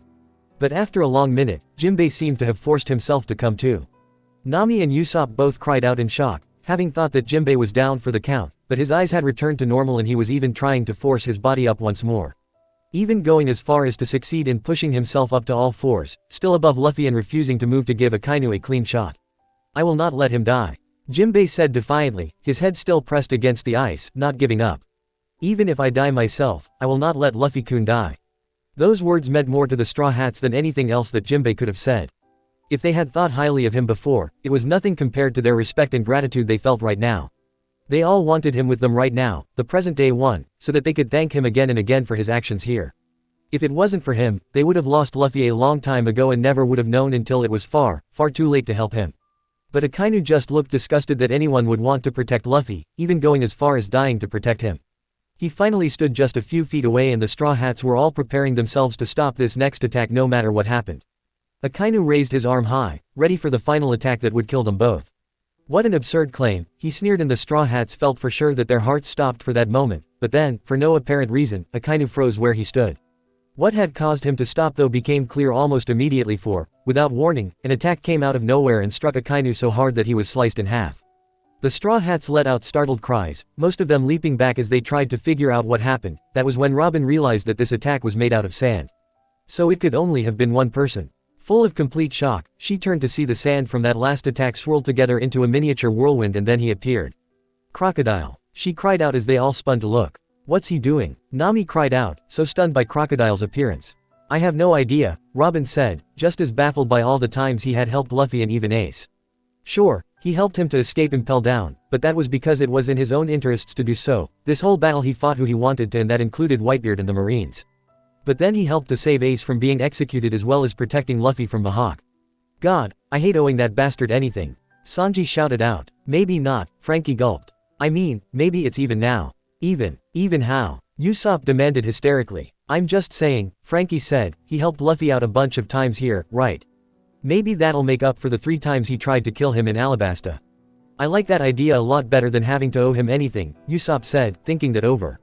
I'm just glad that they're both alright for the moment, Brook sobbed in relief as everyone continued to stare at Crocodile, his face still bleeding from his earlier battles. Though I must say, out of everything I was expecting, this was the very last thing that I could have guessed happened. You and me both, Robin said softly, suddenly feeling that she hadn't known Crocodile at all. Crocodile, Jinbei called out in shock, looking just as stunned as the rest of them felt. Crocodile didn't answer him at first as he held up his hand and created another sand tornado. Sables, he called and threw it over at the two of them. The wind picked up at once, and Jinbei grabbed hold of Luffy, holding onto him tightly as they were sent flying up into the air, and they realized that this was to get them away from Akainu. Someone catch him, and get him onto a ship already. Crocodile shouted over the whirling of the wind. Crocodile. Jinbei yelled once more, still holding tightly onto Luffy as Crocodile glanced up at him in annoyance, like he could be thinking of better things he'd rather be doing. If you want to protect someone, then you should do it right. He shouted right back up at him. Don't let these marine rats have their way. You mean to tell me that he only did that to tick the Marines off? Brook cried out in amazement. Well, if he did, I say that it worked, Usopp said, glancing back at Akainu, who couldn't have looked more furious that Luffy had slipped out of his hands once again. Not that I'm complaining. I don't care what the reason is, so long as Luffy gets off that battlefield alive, that's all I want. Zoro frowned a little as he looked down at Crocodile, having a feeling that this was something else, now that he thought it over, especially seeing Luffy in the condition that he was in, the hell that was going on inside his own mind. It might have been crueler to save him and let him live. Though he was ashamed by his own thoughts, he couldn't help but think that. Maybe that was what Crocodile had in mind, to let him live and suffer through everything that happened here. But he put that out of his mind as he ran with the others, trying to keep his eyes on Jinbei and Luffy, wondering what was going to happen when they landed because he wasn't sure, with the condition they were in, that they could handle another fall. But as the two of them started to fall once the attack died down, a large number of Whitebeard pirates ran underneath them, ready to catch him, but then they noticed that Jinbei had stopped falling. He was just hanging in midair for an unusually long time. Ah, since when can Jinbei fly? Chopper asked, his eyes wide. That's because he can't, Sanji said, not understanding why they were just hovering there. Wait, what's that? Usopp shouted, pointing to just behind them, and they watched as a familiar red nose appeared. What the hell is this? Buggy shouted out, holding onto Jinbei's clothes, and staring around like he couldn't have been more shocked at what was happening. You've got to be kidding me. Frankie yelled out, his jaw dropping open. You mean that Clown saved them now? If he did it on purpose, then I'm sure that the universe has finally started to fall apart, Zoro said, his own eye wide with shock. I agree, Robin gulped down, truly at a loss for words. I think that it's more likely that Buggy just happened to be there and caught them by accident. Not that this was going to help them, sure they were out of Akainu's reach for the moment, but that asshole wasn't going to give up that easily. He wasn't going to let Buggy stand in his way. Captain Buggy, shouted out Buggy's followers below him. You saved Straw Hat and Jinbei. Though that may be true, they were taking this a little overboard. Especially when they were all getting teary-eyed, believing that Buggy was only pretending to run away so that he could help his friend in his hour of need. They can't be serious, can they? Usopp asked, sweat drops hanging around his head. I feel so bad for them, Nami whispered, shaking her head. Just what do you think is wrong with them? How can they not see what's happening in front of them? I think that we're better off not knowing, Sanji said, shaking his head grimly. Buggy was looking completely lost to their words, asking them what they were talking about before he looked down and seemed to finally realize what he was holding. Straw Hat and Jinbei. He shrieked out in shock before he blinked and asked, how the hell did you end up flying into the sky covered in blood like this? Do you really think that now is the time to be asking questions, you big-nosed freak? Nami shouted up, ready to pound him for just hovering there. Make yourself useful and get them to safety. Her yells weren't needed however, for Akainu had just spotted them and he began attacking once again, the Straw Hats letting out cries of fear as Buggy didn't seem to notice that death was flying up towards them.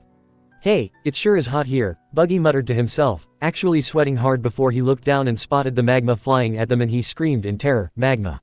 He just barely managed to move out of the way from the lava as Akainu's rage continued to fire below them. Thank you, Red Nose, you saved us, Jinbei grunted weakly, somehow still conscious. I don't know what happened, but I wasn't trying to save you, Buggy said bluntly as he carried them around through the air, looking around for some kind of sign as to what to do. Still, Jinbei said, looking down at Luffy anxiously, never once releasing that death grip on him. I let Luffy-kun get another grave injury, we must treat his wounds immediately. Chopper-san, Brook said hurriedly, looking down to Chopper. Please tell me that their injuries aren't as bad as they look. There must be something that can be done. Chopper didn't know how to answer as he looked up with fear at the two of them. I don't know, he confessed. They need surgery if they're going to have any chance of surviving. But I can't know for sure without examining the wounds myself. But even if they do get him to a doctor, I don't know if that'll guarantee anything. They need a doctor who specializes in surgery. And a real master one at that. If they don't get one soon, their wounds are only going to tear open in. But where are they gonna find someone like that here? Nami cried out fretfully, close to pulling her own hair out from worry. Oh, shut up. Buggy yelled at Jinbei, I'm the one who needs help, dumbass. It's not like we can treat him from up here. He then seemed to realize what Jinbei had said and suddenly barked out, hey. Who are you calling Red Nose? Really, you need help? Well, I guess in one way he does need help, Frankie snapped up at him. And who else has that big red nose? You should be used to it by now. But Nami frowned when she saw Jinbei's eyes close and hang his head limply. That was when her eyes widened and she cried out, he's unconscious. I think he just passed out. Can you blame him? Usopp panted, hoping that this nightmare would just end already. Though it seemed his wish was starting to come true, the broken memories here continued to grow darker, the sounds of the battle fading behind them as Luffy continued to slip deeper and deeper to death's cold embrace. They were sure of it, Luffy wasn't just close to passing out here, he was dying, and if someone didn't do something soon, they were going to lose him for good. Chopper's sobs echoed in their ears as he wanted to just punch himself in the head over and over until he was black and blue. He didn't know this was happening. He wasn't there to help him when he was dying after seeing Ace get killed. He can only imagine just how much pain he was in right now. Wait, look behind us, Robin shouted, and they all turned their heads back in time to see that there was a thick cloud of smoke there, but through it, they could see the Whitebeard commanders, as well as most of the Whitebeard pirates, newcomers, and even Crocodile himself, standing there against Akainu, forming a wall between him and Luffy. All the pests have gathered together, Akainu snarled as he held up his molten fist. Do you all wish to die for Straw Hat Sake? We've all seen his bottomless tenacity and power, Vista spoke up, raising his swords for a fight. He's the man that Ace protected, and the old man respected him. It is our duty to send him onto the new era. Every last one of you are fools. Akainu said, frustration and anger in his face, looking ready to melt them all. You guys, Brook croaked in amazement. Man, this is incredible, I don't even know what to say. Frankie gasped as they continued to run. I mean, what can you say to them? And to Jinbei? I don't know, but I know one thing, Robin whispered as Marco stepped forward, his arm glowing with those blue flames. We owe them all so much for what they're doing here. If it wasn't for them, then I have little doubt that Luffy would have died here. And that was a thought that no one wanted to ever imagine. Akainu, Marco said, holding up his hand as the fire burned hotter and brighter than ever. The great danger you see in that boy you're trying to kill right now, and the great potential we see in the one we're attempting to rescue, aren't they the same thing? Yeah, Zoro nodded, understanding it all. Akainu sees Luffy as a potential danger, maybe not as much right now, but later on in the future. It was just like Aokiji said when they first met him. The government still doesn't consider you a threat, but I know enough of your history to see you are a formidable crew. You may be few in number, but with the shrewd Rouges gathered here, this crew will likely be a problem later on. Considering the circumstances regarding your initial bounty, the numerous daring actions you've taken, and the speed of your overall progress, I fought outlaws for most of my life, but thinking about how you'll turn out scares the hell out of me. And seeing just how strong they had become in just these last 2 years, he could see that they had a good point. Well, they better watch out from here on. If they want a fight, then they'll be more than ready to give them one. I can't believe you got me involved again, Buggy snarled from above them, and they looked up as he barked, hey. Are you even listening to me? When he didn't get an answer, worry seemed to sink in and he asked almost timidly, hey, Jinbei. That was when he finally noticed that Jinbei was out cold and he screamed in horror at the situation he was in and no longer having any kind of clue as to what he should do. Behind them, Crocodile had just stepped forward and spoke to Akainu, whether he's alive or dead, it's like he's in hell anyway. So let's leave him alive and let him suffer. Dude, that is harsh, Frankie couldn't help speak up when he heard those words. He really is a sadistic asshole, Sanji muttered, but bit his tongue as to what he was really thinking, just trying to remind himself that Luffy was alive and that was all that mattered. Akainu looked at them all and when he saw none of them wavering in the slightest he seemed to accept that he had to deal with them all if he wanted to keep going forward. I guess nothing I say will stop you at this point, he said, speaking mostly to Marco whose fire burned even hotter as he glared back. Do your worst. And the two clashed, the explosions seemed to echo up and down the Grand Line, neither side gaining or losing an inch. The battle was amazing, but the rest of them noticed that Buggy was flying off pretty far with Luffy and Jinbei and they continued to give chase. But as they ran, they ended up going right past a large group of Buggy's followers who were all freaking out, some of them actually forming an SOS help sign with their bodies up at Buggy to save them. Have some kind of dignity here, boys. Frankie shouted as they ran by. It's not like he's gonna save your asses anyway. Like hell, you idiots. Buggy confirmed Frankie's thoughts before he noticed how even more chunks of lava continued to fall around them, and he was zigzagging around in the air to avoid getting hit, but there was only so much that he could do to save himself. Things were quickly going from bad to worse with every second, and it was only going to be a matter of time before one of them finally hit. Just when they thought that they had run out of options, they could hear something coming from the sea, and they looked to see that they had finally reached open water and something was rising up from the waves.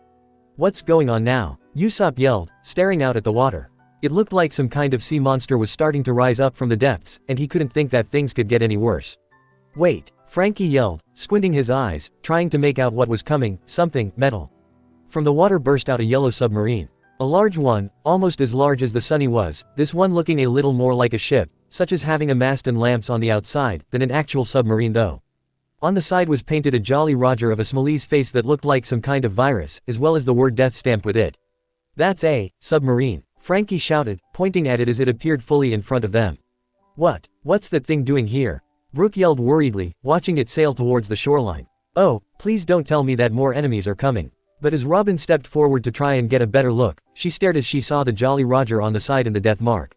No, I know that symbol. There's only one person it could be. It belongs to the Heart Pirates. The Heart Pirates, Zoro said, thinking that over, trying to think of where he heard that name before.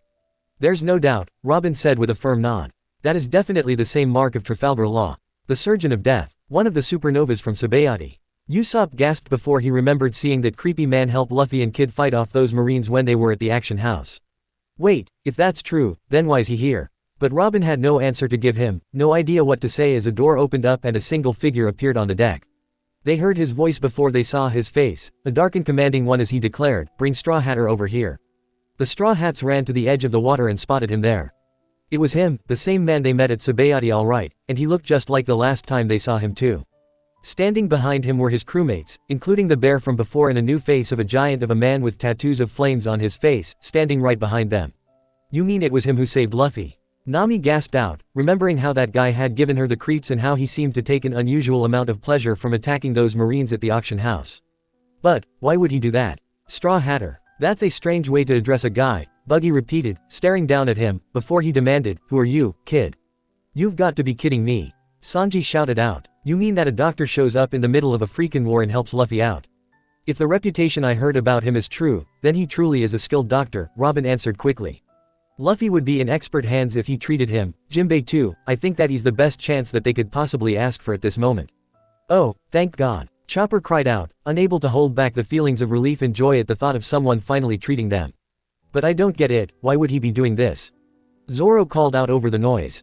"Doesn't it seem odd to you all? We barely know him. Sure, they fought together that one time, but I can't think of any reason that this law guy would want to rush off to Marineford and risk his life to save someone he only met once.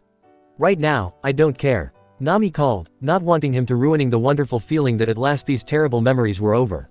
Trafalgar Law stepped forward, his sword still over his shoulder as he looked up at Buggy. "Straw Hatter and I will probably end up as enemies, but I have nothing against him," Law called out. "It would be no fun if he died here. So I'm going to take him away from this place. Let me take care of him now." "What?" Buggy yelled, not understanding anything he was saying. "I'm a doctor," Law declared. "I don't know if we can trust him," Oop said, still thinking about how creepy that guy was. "But then again, beggars can't be choosers, can they? He's a doctor and they wished for one, right? He supposed that he would just take it no matter what came." "You've got to be kidding me." Buggy yelled down at him skeptically. "What kind of doctor carries a sword around? Do you make house calls by submarine or something?" "I don't know," Zoro said, thinking it over. Doctors were supposed to be able to use scalpels to make very delicate and careful cuts. He personally thought that they would be good swordsmen too. Maybe he should give Chopper a few sword lessons and see for himself. "Don't waste any more time," Law yelled up angrily, not liking how long Buggy was taking. "Give him to me now. And I'm saying, who the hell are you and why should I trust you?" Buggy demanded hotly. "You got a better idea, you clown," Frankie demanded. "Just toss them down to him before they die. If they do, I'm gonna kill you." He could never forgive Buggy if he had taken too long and prevented them from getting those two to a doctor in time. Why would he care about them in the first place? Nami couldn't help but ask. "I thought that he would have had no problems leaving Luffy somewhere, even if it's someone he doesn't know. Why is he acting all protective all of a sudden? Hell of a time to have your heart grow in," Frankie snapped. "The same reason why so many people fall for his charm." Robin smiled a tiny bit. "I think that deep down, he does care somewhat for Luffy's safety. Maybe a part of him feels bad for abandoning him and impel down." At that moment, the Marines fired several cannons at them, the black balls almost hitting Buggy in midair. But he wasn't the only one in trouble at the moment, for Law was also in danger from the several battleships that were speeding towards them, firing from the stern side. At this rate, if they didn't leave in the next 30 seconds, then the warships were going to have them completely surrounded and were sure to blow them out of the water. For the first time, Law was looking fearful as he turned back up to Buggy and shouted, "Hurry up and bring them both over here. Please, Buggy, do it," Brook shouted anxiously. "Oh, what now?" Sanji shouted out, staring around him and not sure what else could go wrong. But the world was shaking all over again, and they knew at once that it was from the power that Blackbeard had stolen from Whitebeard. He was causing another quake, but this time it wasn't just the ground. Gah hhhhhhhh. What happened to the sky? Usopp screamed, his jaw falling open and hitting the ground. How is that even possible? The very sky itself was split in two. It's just air. How can someone do something like that? Exclamation mark quote. Chopper shrieked, his fur standing on end as the sea behind them started to rise up, splitting apart into giant slabs once again, and the water engulfed the ships that were unlucky enough to be there, pirate and marine alike. They were washed up the raging water, crashing down into each other, the sailors on board falling out and drowning as the roar of the waves was almost deafening. Fear wasn't a feeling that Zoro felt often, but right now he was filled with a terror for Luffy. The odds of them escaping were practically zero now. He turned his head, unable to see the fight with Blackbeard any longer with the wall in front of him. But Whitebeard must be crying out from the afterlife if he knew that bastard using his powers like this. No, not him again. Nami screamed as Akainu's magma fell from the sky around them once again, and his loud shout echoed across the frozen battlefield. I said I'll never let him escape. This guy is nuts. Frankie shouted out as Buggy was still screaming in terror as the battle continued between the Whitebeard pirates and Akainu. Over the noise they heard Blackbeard's voice ringing out, "Nobody can stop me now. I'll destroy everything and swallow it up. I've had it a long time ago." Brook whimpered, his hands over his head, "Please, just turn it all off. I'm losing my mind." And it showed just how scared and traumatic he was right now if he wasn't even bothering to make a skull joke. "Blackbeard, huh?" Buggy asked, staring back over the wall at whatever was happening. "He's one hell of a guy. I've got to get out of here as fast as I can. So hurry up and let them go." Usopp shrieked up, losing his own mind as the battleships continued to try and fire at him, causing Buggy to panic, just flailing around wildly, and making them lose even more blood. But the final straw was when a shot of light came from one of the ships and came so close to hitting him that it burned a hole right through the collar of the marine jacket that he was wearing. Kizaru now! Sanji shouted, shaking all over as one disaster happened after the other. Standing up on the mast of a nearby warship, was Kizaru, holding up his finger that was glowing slightly. Just leave Straw Hat Luffy behind, he insisted in that same bored voice. You do that and I'll slice you apart so much that not even you can reform yourself, Buggy. Zoro shouted out, his hand shaking as he gripped his swords. Akainu, Aokiji, and Kizaru, the three worst people that it could possibly be, are after him. Nami screamed, knowing that she must have a few gray hairs by now. They really want him dead. Chopper choked up, breathing so hard that he felt like he was about to pass out. It wasn't fair, not one of this was fair. Luffy wasn't a bad person. He had the biggest heart out of anyone he had ever met in his life and he saved countless lives since he left home to become a pirate. He didn't deserve any of this. Hurry up and throw them down here. Law shouted out, looking ready to leave and was giving him this one last chance to get them the help they needed. At last, Buggy seemed to realize just what he was doing and didn't have any more hesitation. Alright, he shouted out, I'll leave them with you, whoever you are. Do what you can. And with a heave, he let go, tossing them towards the submarine. Thank you. Finally, Usopp shouted out to the heavens as Jinbei, still holding onto Luffy in an iron grip, fell towards the submarine, and the large man was the one who caught him. Holding up his hands and despite Jinbei's size, he was able to catch him like he was catching a ball. The bear that was on deck with them cheered when they finally had the precious cargo in their care and could leave. Let's dive, Law ordered as he ran toward the door, and they were able to run out onto the sea and up to the deck with them all.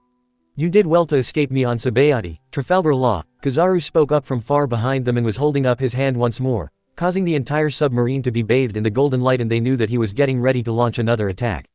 After having to wrench Luffy out of Jinbei's arms, the bear, Beppo, was the one carrying him to the ship. He's horribly injured, Beppo cried out as blood seeped down his chest. The memory had become so dark and misshapen that they could barely make anything out. Is he still alive? Let's hurry. Yes, please, Robin said, still able to make out the bright light from that attack. Damn it. Law cussed, the memory fading faster than ever, but they were still able to hear the sounds of a laser firing up and knew that Kizaru was about to destroy their sub. It seemed like the end, more straw hats shrieking out Luffy's name. That's enough. A terrified voice screamed out, its voice echoing across the broken memory, and everyone looked up. They stared around, but the memory was almost completely black now. They couldn't make anything out but dark shapes and shadows dancing around them, but the sounds from Kizaru's attack had died down, as if he had stopped trying to fire another beam. What's going on? Sanji asked, looking around, hating how pathetic he was at not being able to at least sense what was happening. Whose voice was that? It sounded familiar. Brook said at once, knowing that he heard that voice somewhere before but unable to remember where. But the sound of the battle had faded as well, and he couldn't help but wonder if it was because the war might have actually stopped, or if Luffy was so far gone that the memory was gone. There was nothing but silence all around them for a long moment.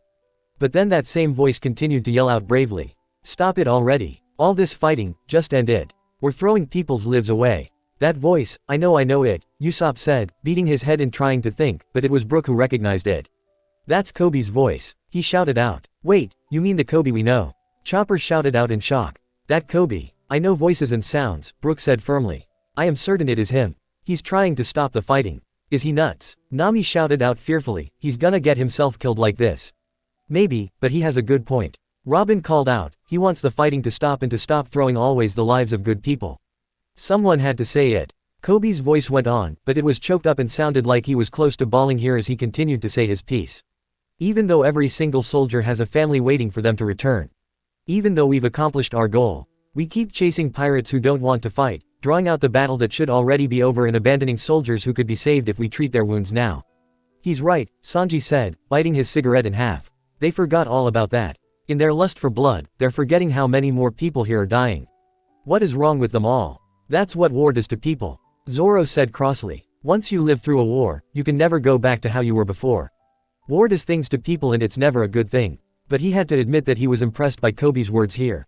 He thought back to that scared little crybaby that he met back that day he joined with Luffy. How could they be the same person? Was it possible that Luffy had more of an influence on him than they all first thought? But at least there was at least one person in this entire madhouse of Marines that realized what they were throwing away and how senseless it was to try and continue this war after losing so much. And still, we're sacrificing even more people. What about the soldiers who will fall after this? We're making them all look like idiots. Kobe's voice continued to ring out loudly. Zoro supposed people really could change in a short amount of time. And that made him wonder, just how much had they changed? But the words were quickly becoming muffled and he couldn't make anything out but a jumble of sounds. Luffy was fading fast and they knew that he was dying for they could hear it. It was the sound of his heartbeat. Just like when he had been frozen by Aokiji, his heart was fighting hard just to keep going but was quickly losing that fight. Oh no, Chopper gasped out as the darkness sank in deeper and darker than ever before. He won't last much longer. Come on, Law, do your job and save him. What about Kobe? Frankie cried out fearfully. What happened to him? Hurry, hurry, bring him inside. A voice commanded and echoed across the blackness. Yes, Captain. Another voice cried out and they could hear the sounds of echoing footsteps hitting metal pounding around them. Prepare for emergency surgery. They've both lost far too much blood. Someone shouted out, prepare a blood transfusion. After several long, agonizing minutes, the memory cleared very briefly for them to get a glimpse of what was going on. They were in a large room filled with medical equipment and there were several of Law's men around them, some of them attaching Luffy to blood bags. There was a bright lamp hanging above them as Law entered the room, carrying with him his sword and, to their surprise, Luffy's straw hat. Come on, Traff Guy, Chopper said, unable to remember his full name. If you can save him, then I promise to take back saying that you scare me. Right now, he's all we've got to help them, Zoro said, though he was biting his lip, not sure if he liked trusting Luffy's and Jinbei's lives to this stranger. It would have been different with Chopper since he knew that Chopper would do everything he possibly could to help, but it was hard when the person you trusted your crew's life with was someone you couldn't possibly guess. Still, Law seemed like he knew what he was doing for he passed the sword and hat to one of his men and began to pull on a pair of white surgeon gloves, glancing at the two patients in front of him, as if wondering where to start. All right, he said, holding up his hands, let's get started. He glanced at Jinbei and said, this one's chest is pierced, he's on the verge of death. Chopper looked at once and could see the full extent of the damage and bit down on his hooves worriedly, knowing that he was completely right on that at least. But when he looked down at Luffy, who was still right next to him, he had to fight the flinch when Law said, Straw Hatter has severe external injuries as well, but the worst injuries may be much deeper. In more ways than one, Brooks said mournfully as he saw the image of Ace's last moments playing inside his mind. Did they need anesthesia? One of his men asked, the voices becoming muffled and faint and they knew that the memory was fading again. Not necessary, Law explained to them, standing directly over Luffy, they're both so badly injured that they can't even feel pain. Besides, no matter how bad it gets, they shouldn't have the energy to complain. You don't have to say it like that. Nami snapped at him, wiping the tears away angrily. Just hurry up and save them, alright. And the memory faded completely when they saw Law actually have a rather twisted smile on his face as he commented, this should be a fun operation. Fun, fun, how could you having someone's life in your hands count as fun? Chopper yelled out, wanting to punch some sense into Law's head as the memory blacked out completely after that. But what happened to Kobe and the rest of the battle? Usopp asked anxiously. The battle ended there, Robin whispered softly. From the reports I've read, it was another emperor had appeared to put a stop to it all. And it was none other than red-haired Shanks. Shanks, Nami gasped out. Yes, she answered. From what I know, Shanks had a battle with another emperor just days before the war but came here and he was the one who finally caused the fighting to end. But why? Usopp asked in a choking voice. I can't say, she said softly. But I do know that Shanks's presence was enough to put a stop to the fighting and he ended up taking both Ace's and Whitebeard's bodies with him. And they buried them here on this island, Zoro finished up, thinking of the two graves that they had seen, still not sure if they were real or maybe some part of the island. In either case, Frankie said, looking up at the darkness that clouded their vision. We owe him and Kobe for buying them time to escape. A few seconds that could have changed everything, Robin said softly, shaking a little at the thought of what would have happened if they didn't have those seconds there to help them. I gotta tell you though, Usopp whispered weakly as he collapsed to his knees, still shaking as if he was freezing. That had to be the most painful thing I ever saw. What really happened to Ace? And all that. They all glanced at each other, all of them feeling as if they had just witnessed the end of the world. In a way though, they guessed that it was. It was the end of the world that Luffy had once known it. He went charging into a battle that even he couldn't hope to win, and now things were never going to be the same for him again. Zoro was shaking as the darkness pressed in around them and his hands clenched tightly. You know, he snarled as the familiar presence appeared behind them. I don't care if you're not the real one. I'm getting some payback for Luffy right now. And they all turned to see Akainu's slime form towering over them, more real than ever before and they could even feel heat coming as he continued to drip slime as if it were the same kind of magma that they had been forced to see before. Each and every Straw Hat glared up at him, the memory of what happened playing over and over and the urge to make him pay was so overwhelming that they couldn't contain it any longer. I have come for the son of Dragon's head, he declared coldly. Well, you ain't gonna get it. They all shouted together and stood ready to vent their anger and frustration. But behind them, another person appeared, this one dressed all in blue with a tall top hat, carrying a pipe over his shoulder. He frowned a little at the sight of it all, knowing that he would have to step in for now. There was something that he needed to do, and he had to be the one to do it. He had to bring that thing to where his brothers were still waiting for him.